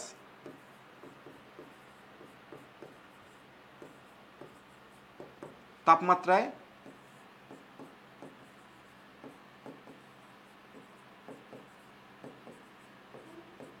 অসম্পৃক্ত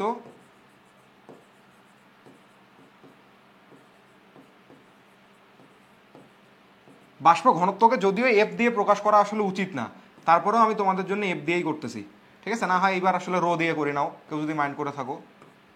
রো 1 বললাম, ডিভাইডেড বাই 40 ডিগ্রি সেলসিয়াস তাপমাত্রায় সম্পৃক্ত বাষ্পচাপ।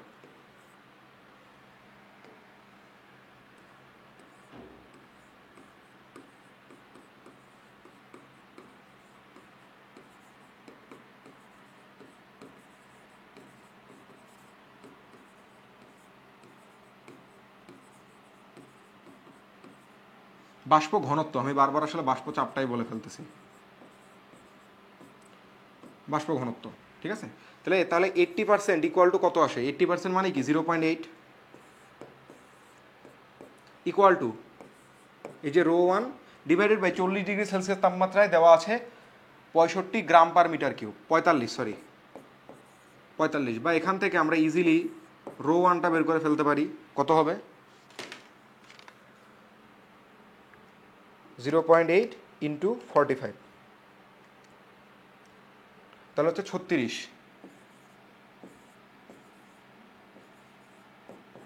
গ্রাম পার মিটার কিউব। ওকে, এবার আমরা দেখব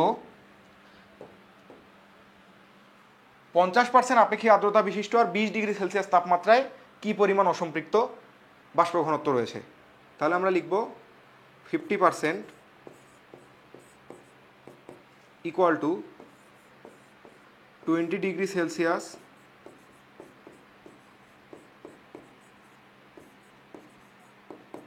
তাপমাত্রায়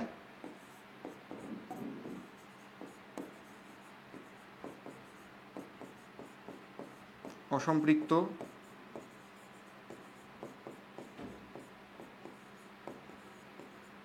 বাষ্প ঘনত্ব ডিভাইডেড বাই 20 ডিগ্রি সেলসিয়াস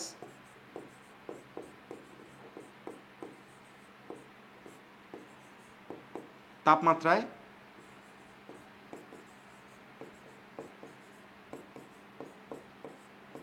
সম্পৃক্ত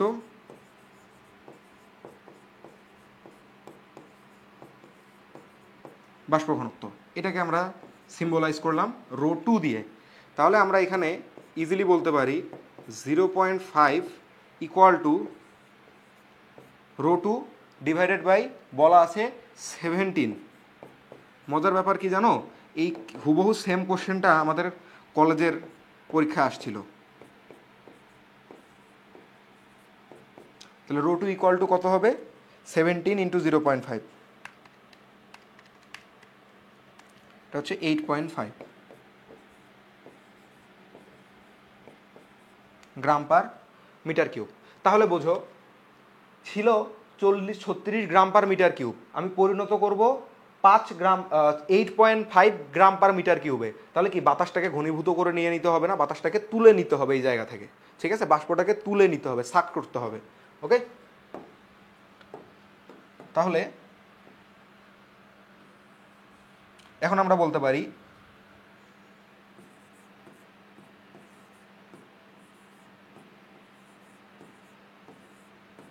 ঘনীভূত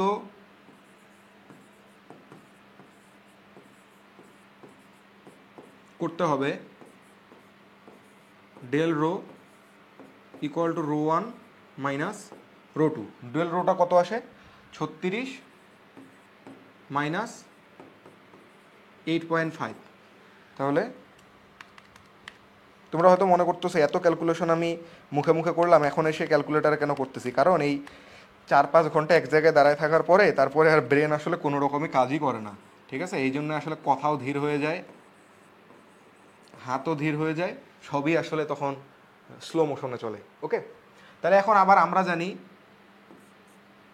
del rho equal to del M divided by V, বা আমরা ডেল এম ইকুয়াল টু বলতে পারি ডেল রো ইন্টু ভি। এখন আমাদেরকে বলে দিছে প্রতি ঘনমিটারে, মানে একক ঘনমিটার, অর্থাৎ ভি ইকুয়াল টু ওরা বলেই দিচ্ছি 1 মিটার কিউব। তাহলে এখানে প্রয়োজন পড়বে 27.5 ইন্টু 1 ইকুয়াল টু 27.5 গ্রাম। ওকে, এটা হচ্ছে আমাদের আনসার। ওকে, আমি একটু আনসারটা চেক করে নিব যদি কোথাও ভুল টুল থাকে। ওকে, তাহলে লাগবে হচ্ছে 27.5 গ্রাম। ওকে, ক্লিয়ার, ঠিক আছে? কনসেপ্ট ঠিক থাকলে উত্তর আসলে মিলবেই, এটা নিয়ে কোনো ভয়ের কারণ নাই। আমার প্রবলেমটা হচ্ছে আমি এখানে ক্যালকুলেশন এখন ইজিলি মিস করে ফেলতে পারি, কনসেপ্ট বুঝাইতে গিয়ে কোনো সমস্যা নাই। ওকে, আশা করি বুঝতে পারছো। লাস্ট প্রবলেম, বোর্ডের সবচেয়ে হট টপিক, বোর্ডের সবচেয়ে হট টপিক। এখান থেকে বোর্ডে কোশ্চেন আসে না এইরকম সিচুয়েশন, এইরকম বোর্ড কোশ্চেন খুবই কম আছে যে এমন বোর্ডগুলোতে এই গ্লেশিয়ারের কনস্ট্যান্ট, তারপর আপেক্ষিক আর্দ্রতা, শিশিরাঙ্ক, এইসব জায়গা থেকে কোশ্চেন আসবে না, এটা খুবই কম। একটা প্রবলেম সলভ করব, দেখবো বোর্ডে একটা প্রবলেমও আর তুমি এমন না যে সলভ করতে পারবা না, each and every math solve করতে পারবা। ঠিক আছে, তো আসো আমরা শুরু করি। কি কি ইনফরমেশন দেওয়া আছে? একজন আবহাওয়াবিদ দৈনিক প্রতিবেদন তৈরির জন্য কোনো একদিন ঢাকা ও রাজশাহীতে স্থাপিত দুটি শুষ্ক ও সিক্ত আর্দ্র বাল্ব আর্দ্রতামাপক যন্ত্রের মাধ্যমে নিচের উপাত্তগুলো সংগ্রহ করলেন। ঢাকায় শুষ্ক বাল্বের তাপ হচ্ছে 28.6 ডিগ্রি সেলসিয়াস, সিক্ত বাল্বের তাপ হচ্ছে 20 ডিগ্রি সেলসিয়াস, আর বায়ুর তাপমাত্রায় গ্লেসারের উৎপাদক হবে, ওইটা উৎপাদন উঠছে, যাই হোক, গ্লেসারের উৎপাদক মানে গ্লেসারের ধ্রুবক। ওকে, দেওয়া আছে, বাকি সব ইনফরমেশনও দেওয়া আছে। উপরিউক্ত তথ্য মতে ব্যক্তি কোথায় অধিকতর স্বস্তিবোধ করবেন? আচ্ছা, অধিকতর স্বস্তিবোধ কখন হয় তোমাদেরকে এর আগেও আমি অনেকবার বলে আসছি, প্রিভিয়াস প্রত্যেকটা পার্টে একই কথা বলে আসছি। স্বস্তিবোধ কখন হয়? যখন আপেক্ষিক আর্দ্রতা কম হয়। কারণ আপেক্ষিক আর্দ্রতা বেশি মানে কি, বায়ুটা মোটামুটি ডেন্সড, যে পরিমাণ প্রয়োজন তার নিজেকে সম্পৃক্ত করতে ও প্রায় তার কাছাকাছি নিয়েই ফেলছে, এই জন্য তার গ্রহণ করার টেন্ডেন্সি কম থাকবে। তুমি একদম পেটে ক্ষুধা নিয়ে আসো, এই সময় খেতে বসলে যতটা খেতে পারবে, তোমার ভাত খাওয়া অর্ধেক হয়ে যাওয়ার পরে বা অর্ধেকের আরেকটু বেশি প্রোগ্রেসের পরে তুমি কিন্তু তত ফাস্ট খেতে পারবে না, তোমার টেন্ডেন্সিও থাকবে না, মনে হবে পাতে যতটুকু আছে ততটুকু আগে খেয়ে ফেলি। এই জন্য আপেক্ষিক আর্দ্রতা যখন কম থাকে তখন বায়ু টেন্ডেন্সি থাকে যেখানেই পানি পাবো সেখান থেকেই উড়ায় নিব। ঠিক আছে, উড়ায় তো নিয়ে যায় না, বাষ্প করে নিয়ে যায়। ঠিক আছে, তো আমাদের টেন্ডেন্সিটা এখানে কি, আমরা দুই জায়গার আপেক্ষিক আর্দ্রতা বের করব, যেখানকার আপেক্ষিক আর্দ্রতা কম সেখানকার মানুষটা স্বস্তিবোধ করবে, আর যেখানকার আপেক্ষিক আর্দ্রতা বেশি সে একটু দুর্বিষহ বোধ করবে। ঠিক তো? তো আমরা শুরু করি। তো আমরা শিশিরাঙ্ক বের করার জন্যে দুইটা জিনিস জানি। কি কি? একটা হচ্ছে বায়ুর তাপমাত্রায় অসম্পৃক্ত বাষ্পচাপ, আর বায়ুর তাপমাত্রায় সম্পৃক্ত বাষ্পচাপ। ওকে, তাহলে এই দুইটা ইনফরমেশন জানা থাকলে কিন্তু আমরা শিশিরাঙ্ক ইজিলি বের করে ফেলতে পারবো। আবার শিশিরাঙ্ক বের করার আরেকটা পদ্ধতি আছে। কি পদ্ধতি? শিশিরাঙ্ক বের করার পদ্ধতি হচ্ছে আমরা গ্লেসারের উৎপাদকের যে ফর্মুলাটা আছে সেটা ইউজ করেও বের করতে পারি যে শিশিরাঙ্ক কত। তাহলে আমরা গিভেন ইনফরমেশন থেকে দেখার চেষ্টা করব যে আমাদের কোন অ্যাপ্রোচটা বেটার হয়, নাকি দুইটাই ইউজ করতে হয় সেটা। ওকে, তো আসো আমরা শুরু করি। আমরা গ্লেসারের উৎপাদকটা দিয়ে যদি যেতে চাই তাহলে আমরা কি জানি, θ1 minus theta equal to G into θ1 minus θ2। এখানে θ1 এর সিগনিফিকেন্স কি? θ1 এর সিগনিফিকেন্স হচ্ছে শুষ্ক যন্ত্রের পার্ট বা শুষ্ক থার্মোমিটারের পার্ট। থিটাটাই কি? থিটাটাই হচ্ছে আমাদের শিশিরাঙ্ক।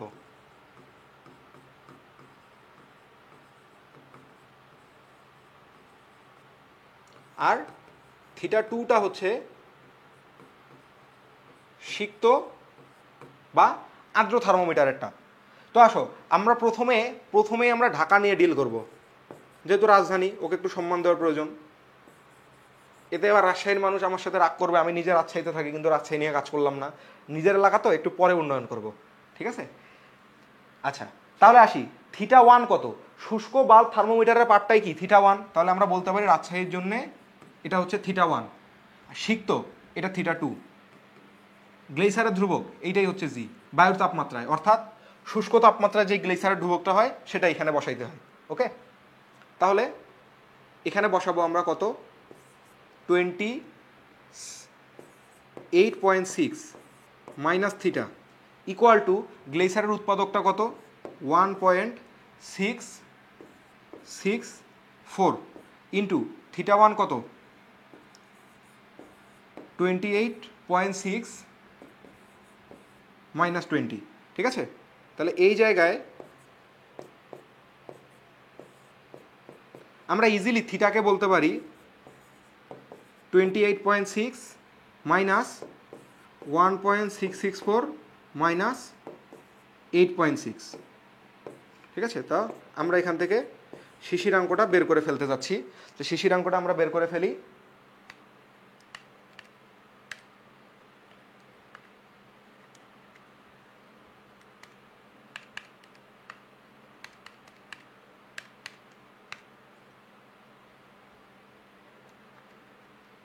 এটা আসতেছে 14.2896 ডিগ্রি সেলসিয়াস।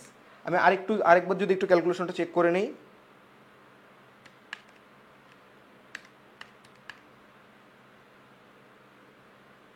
একটু যে মিস করছি সেটা তো আসলে বোঝাই যাচ্ছে।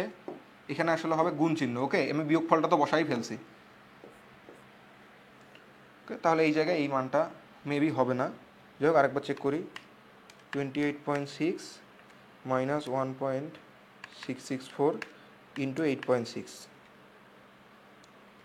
14.2896। বাহ, ভুল করেও মিলে গেল, আহা কপাল। আচ্ছা যাই হোক, আসছে। এবার আমরা এইটা কি তার শিশিরাঙ্ক না? এই শিশিরাঙ্কটা ইউজ করে আমরা আপেক্ষিক আর্দ্রতা বের করার চেষ্টা করব, ঠিক আছে? কিভাবে? এখন আমরা সূত্র কি জানি খেয়াল করো তো। সূত্র আমাদেরকে বলে যে relative humidity equal two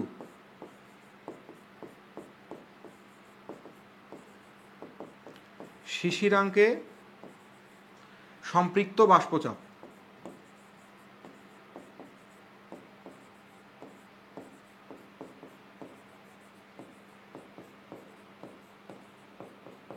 divided by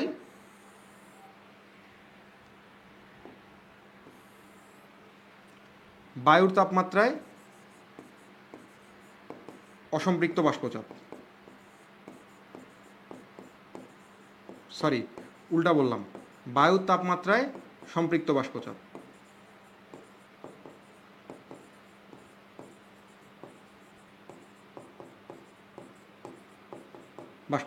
তাহলে চেষ্টা করো শিশিরাঙ্কে সম্পৃক্ত বাষ্পচাপটা আমি বের করব।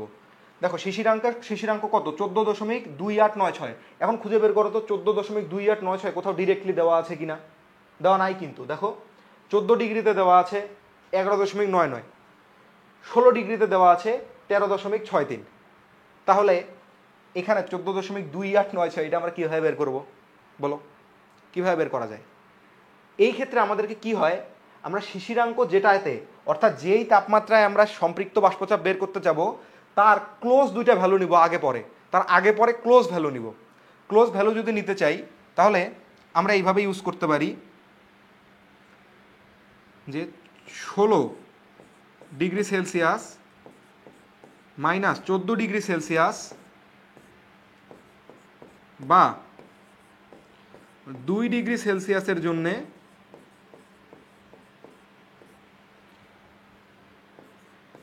চাপের পার্থক্য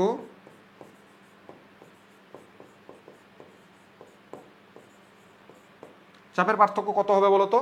দেখো 13.63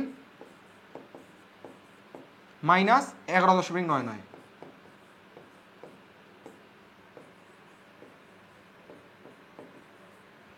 তাহলে অতএব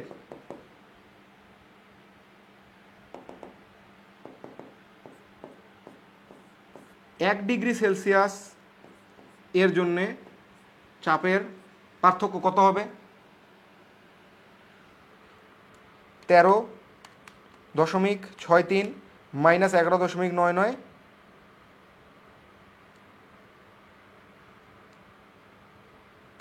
অর্থাৎ 1.64 ডিভাইডেড বাই এই 2, ঐকিক নিয়ম, মিলিমিটার এইচজি। এবার দেখো আমি 14 এর সাথে যোগ করব অথবা 16 থেকে বাদ দিব। এখন আমার কাজ হচ্ছে কার কাছ থেকে বেশি ক্লোজ তার কাছে নিব। যদি এটা 15.28 হইতো তাহলে আমি 16 থেকে বাদ দিতাম। যেহেতু এটা 14 অর্থাৎ 14 সামথিং অর্থাৎ 14 এর কাছে, সেহেতু আমরা 14 এর সাথে যোগ করার চেষ্টা করব। তো দেখো 14 থেকে এটা বৃদ্ধিটা কত হয়েছে? 0.2896। তাহলে অতএব 0.2896 ডিগ্রি এর জন্যে চাপের পার্থক্য, এই যে 1.64 ডিভাইডেড বাই 2 এর মান কত আসে? 0.82 ইন্টু এই যে 0.2896।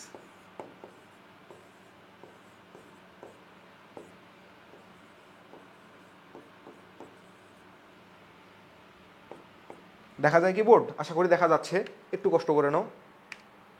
0.2896, তাহলে 0.82 ইন্টু 0.2896, এটা আসতেছে 0.2375 মিলিমিটার এইচজি। তাহলে এই জায়গা থেকে আমরা এখন কি বলতে পারি? 14.2896 ডিগ্রি সেলসিয়াসে বাষ্পচাপটা কত হবে? সেটা 14তে যত আছে, 14তে কত ছিল? 14তে 11.99, সেখান থেকে এই পরিমাণ বৃদ্ধি পাইছে। তাহলে আমরা বলতে পারি এখান থেকে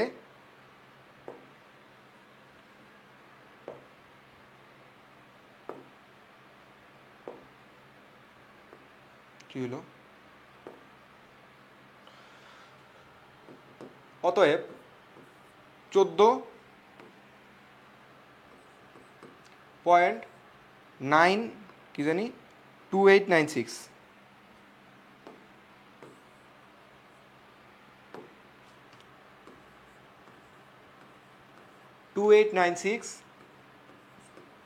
ডিগ্রি সেলসিয়াসে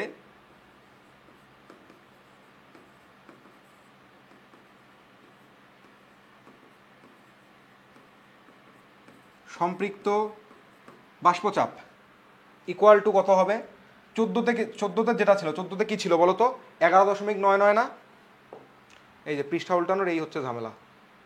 11.99 প্লাস 0.2375,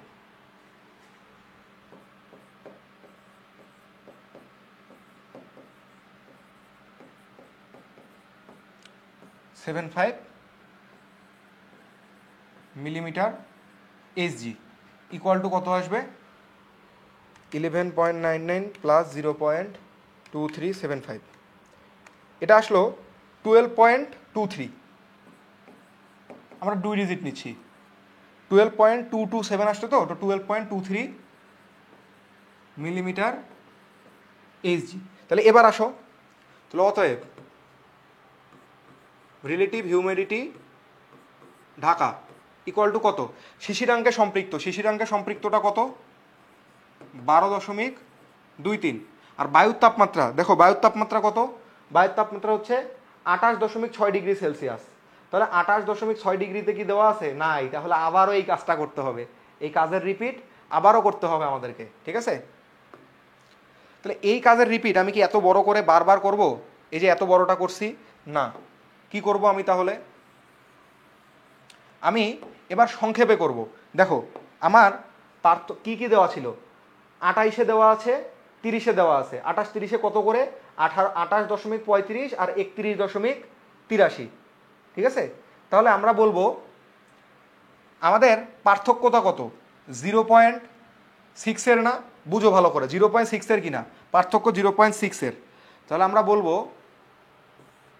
0.6 ডিগ্রি সেলসিয়াসে পার্থক্য কিসে কিসে দেওয়া ছিল 28 আর 30-এ, তার মানে নিচে পার্থক্যটা কিসের 30 degree Celsius minus 28 degree Celsius, তাই না? আর উপরে চাপ দুইটা কি কি ছিল? চাপ দুইটা ছিল 28.35 31.83, 31.83 মাইনাস 28.35। এইটা গেল হচ্ছে আমাদের মৌলিক যে ব্যাপ্তিটা, যে 1 ডিগ্রি সেলসিয়াসের জন্য কি পরিমাণ পার্থক্য হবে, তাই না? কারণ এই দুইটার জন্য পার্থক্য হচ্ছিল এতটুকু, তাহলে অতএব একের জন্য পার্থক্য ভাগ করে দিলেই হইলো।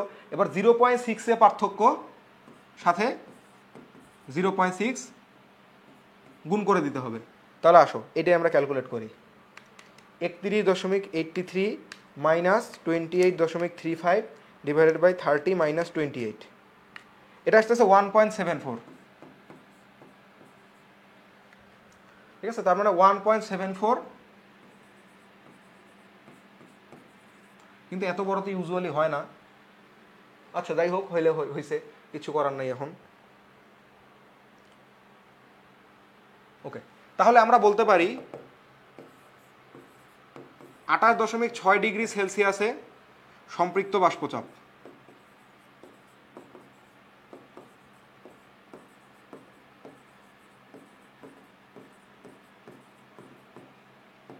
সম্পৃক্ত বাষ্পচাপ কত হবে? 28-এর জন্য কত ছিল? 28.35, 28-এর জন্য এটাই ছিল 28.35 প্লাস 0.6 এর জন্য অতিরিক্ত যোগ হয়েছে 1.74, তাই না? 28 30, হ্যাঁ, 0.74 ইকুয়াল টু কত? 1.74। তাহলে এটা হচ্ছে 30.09 মিলিমিটার এইচজি। তাহলে অতএব RH Dhaka, relative humidity Dhaka, ঢাকারটা কত হবে? শিশিরাঙ্কে সম্পৃক্ত, এইটাই শিশিরাঙ্ক, শিশিরাঙ্কে সম্পৃক্ত হচ্ছে 212.23 ডিভাইডেড বাই বায়ুর তাপমাত্রায় যেটা যেটা সম্পৃক্ত করতে প্রয়োজন পড়বে, সেটা 30.09 ইন্টু 100%। তাহলে 12.23 ডিভাইডেড বাই 30.09 ইন্টু 100, এটা আসতেছে 40.645%। এটা হচ্ছে ঢাকার বর্তমানের আপেক্ষিক আর্দ্রতা করতে হবে। 31.83 মাইনাস 28.35 ডিভাইডেড বাই 2 ইন্টু 0.6, এটা 1.004। এখানে 1.74 কি দেখে ক্যালকুলেশন করছি উপরওয়ালা জানে। 31.83 minus 28.35 divided by 30 minus 28 into 0.6, এটা হচ্ছে 1.004, 1.044।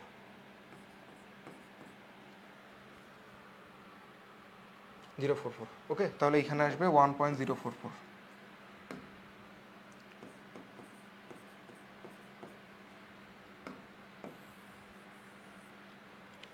28.35 প্লাস 1.044, এটা হচ্ছে 29.394।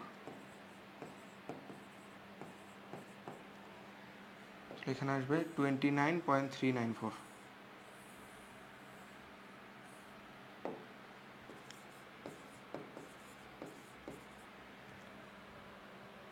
So 212.23 divided by 29.394 100, এটা আসতেছে 41.61।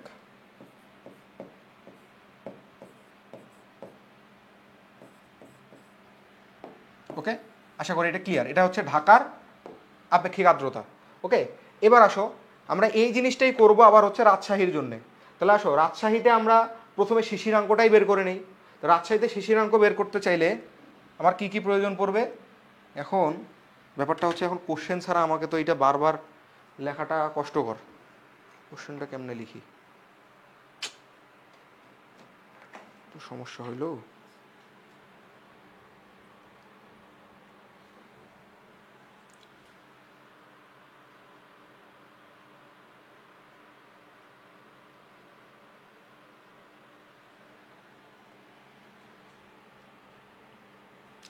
তাহলে এইটার জন্যে আমাদের θ1 হচ্ছে এইটা, এটা হচ্ছে θ2, আর এটা হচ্ছে জি। আমাদের কাজ হচ্ছে থিটা বের করা।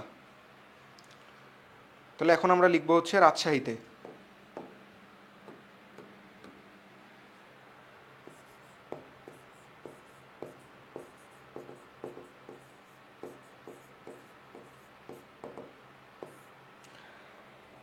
রাজশাহীতে θ1 minus theta equal to G into θ1 minus θ2। θ1 কত? শুষ্কেরটা হচ্ছে 32.5 মাইনাস থিটা ইকুয়াল টু গ্লেইসারের উৎপাদকটা দেওয়া আছে 1.625 মাইনাস না ইন্টু θ1 হচ্ছে 32.5 মাইনাস 22। ওকে, তাহলে এই জায়গা থেকে আমরা সরাসরি থিটা ইকুয়াল টু বলা যায় 32.5 মাইনাস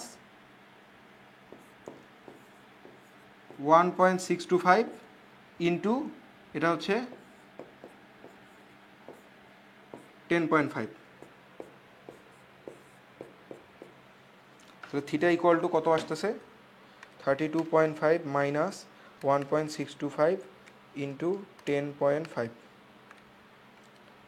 এটা হচ্ছে 15.4375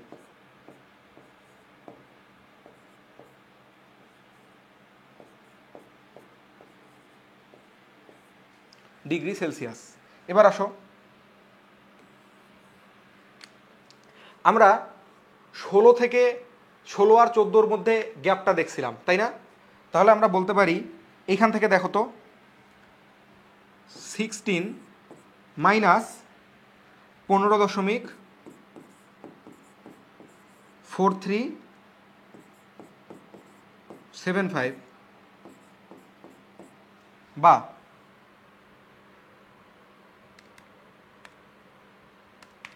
16 মাইনাস আনসার, এটা আসে 0.5625 ডিগ্রি সেলসিয়াসের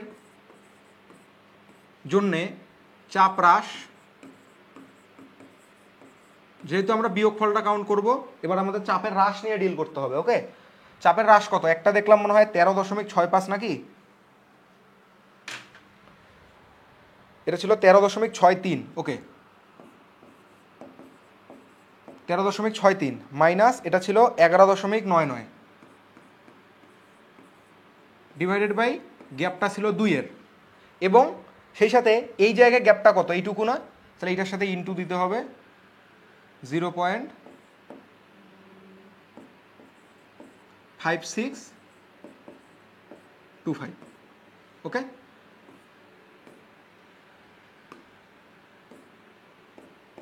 তাহলে গ্যাপটুকু কত আসবে?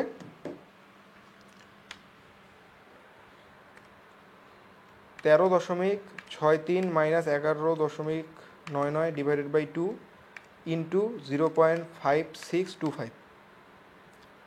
এটা আসতেছে 0.6125 মিলিমিটার এইচজি। তাহলে অতএব শিশিরাঙ্কটা কত? 15.4375 ডিগ্রি সেলসিয়াসে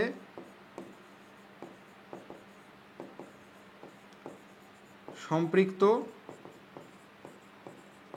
বাষ্পচাপ। ওই যে বললাম আমরা দেখলাম এই সংখ্যাটা কার কাছাকাছি, 16 এর কাছাকাছি, দ্যাটস ওয়াই আমরা কাছাকাছি সংখ্যা থেকে বিয়োগ করে নিলাম। তাহলে এইখানে আমাদের সম্পৃক্ত বাষ্পচাপটা আমরা 14 সাথে যোগ করব নাকি 16 থেকে বিয়োগ করব? অবশ্যই 16 থেকে বিয়োগ করব। তাহলে 16তে কত ছিল? 13.63 মাইনাস 16তে হচ্ছে গ্যাপটা হচ্ছে 0.46125 মিলিমিটার এইচজি ইকুয়াল টু কত হচ্ছে? 13.63 মাইনাস 0.46125, এটা আসতেছে 13.16875, 13.17 বলে দিলাম। তার মানে 15 বা শিশিরাঙ্কে সম্পৃক্ত বাষ্পচাপ হচ্ছে 13.17। আদৌ ঠিক আছে কিনা উপরওয়ালা জানে। ঠিক আছে, 13.17 মিলিমিটার এইচজি। মানে এখন ক্যালকুলেশনে এত ক্রমাগত ইরর হইতেছে যে আর বলার মতো না। এখন আর চলতেইছে না। দেখো কয় নাম্বার স্লাইড চলে? 171 নাম্বার স্লাইড। ওকে, ঠিক আছে। এখন আমরা বের করব হচ্ছে আরেকটা ইনফরমেশন ছিল যে বায়ুর তাপমাত্রা ছিল 22 ডিগ্রি সেলসিয়াস, না সরি 32.5 ডিগ্রি সেলসিয়াস। তাহলে এখন 32.5 ডিগ্রি সেলসিয়াসে আমাদের বের করে নিতে হবে যে ওইখানে বাষ্পচাপ কত। তাহলে আমরা একটু ছোট ছোট করে চাইলে এইখানেই লিখে ফেলতে পারি আসলে। ঠিক আছে, একটা করি অন্তত।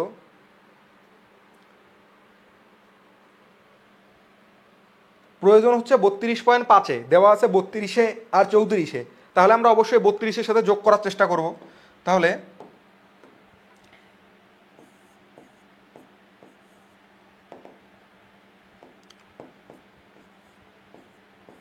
(0.5 ডিগ্রি সেলসিয়াসে, অথবা একটা কাজ করো তো, দেখো তো পুরোটা একবারে করতে পারো কিনা।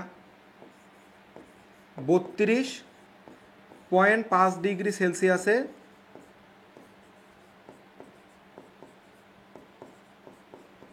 সম্পৃক্ত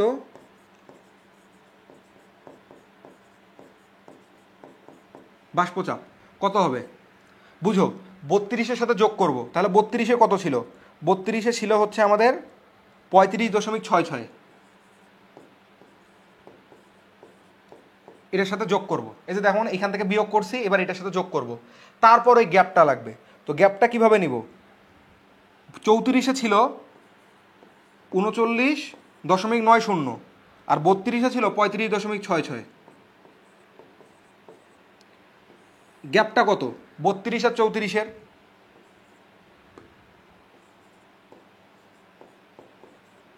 চৌত্রিশ মাইনাস 32, আর বৃদ্ধি করতেছি কত? 0.5।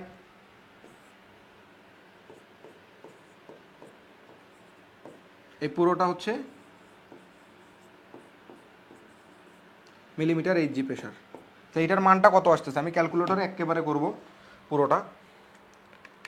35.66 plus 39.90 minus 35.66 divided by 2 into 0.5। এটা হচ্ছে 36.72। যদি 72 বলা উচিত না, তাও এখন আসলে বলে ফেলতেছি, মিলিমিটার এইচজি। তাহলে আমরা বলতে পারি রাজশাহীর আপেক্ষিক আর্দ্রতা, রিলেটিভ হিউমিডিটি রাজশাহী কত হবে? শিশিরাঙ্কের কত? শিশিরাঙ্ক হচ্ছে 13.17, আর এইখানে হচ্ছে 36.72 নাকি? হ্যাঁ, 72 ইন্টু 100% ইকুয়াল টু কত আসতেছে? 13.17 ডিভাইডেড বাই 36.72 গুণন 100। এটা আসলে 35.866%। আমরা দেখলাম যে আর এইচ ঢাকা গ্রেটার দেন হচ্ছে, গ্রেটার দেন না, দেখো তো এটা কত ছিল? এটা হচ্ছে 67, আর এইটা হচ্ছে 35.86। তার মানে ঢাকারটা RH রাজশাহীর থেকে বড়, আর ঢাকারটা বড় হয় কোথায় বেশি স্বস্তি লাভ করবে না, কি জানি কোশ্চেন ছিল, কোথায় অধিকতর স্বস্তি বোধ করবেন। তাহলে অতএব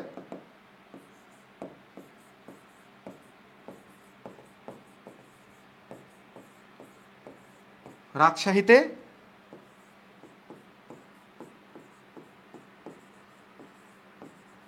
অধিকতর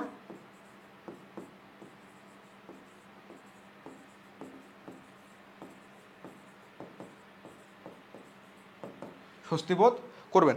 আই হোপ সব কিছু একদম ঠিক আছে, ক্যালকুলেশনও ঠিক আছে। তাও আমি একবার চেক করে নিব। হ্যাঁ, সব ঠিকঠাক।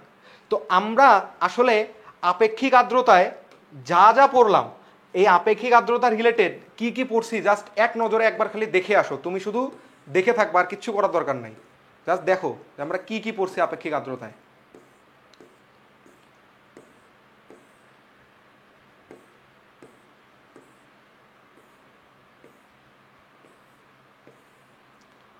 এই যে আপেক্ষিক আর্দ্রতা একদম বেসিক ফর্মুলা থেকে শুরু করে, আপেক্ষিক আর্দ্রতার একদম বেসিক ফর্মুলা থেকে শুরু করে ইচ অ্যান্ড এভরি টাইপের যত ধরনের ম্যাথ আছে, MCQ আছে, সবই আমরা সলভ করে ফেলছি। জাস্ট দেখে দাও, জাস্ট দেখো। এরপরে এই ক্লাসটা যদি তুমি দেখো, তোমার আপেক্ষিক আর্দ্রতা নিয়ে বিন্দু মাত্র কোনো সমস্যা থাকবে না, না সিকিউএ না MCQএ। জাস্ট এই ক্লাসটার মোটামুটি 40 থেকে 45 মিনিট লাগছে, এই ক্লাসটা দেখে নাও। তুমি যদি একটা অঙ্ক যদি তুমি আটকে যাও, তাহলে তুমি আমাকে বললো যে ভাই আপনার ক্লাস করার পর আমি ওই অঙ্কটা পারিনি, জাস্ট বলবা আমাকে। তোমার MCQ এর দায়িত্ব আমি নিছি, সিকিউ এর থিওরি কমপ্লিট করার দায়িত্ব আমি নিছি, সেখানে আমি ম্যাথও তোমাকে করে দিলাম, ঠিক আছে? এরপরে একটা ম্যাথেও তোমার আর আটকাবে না।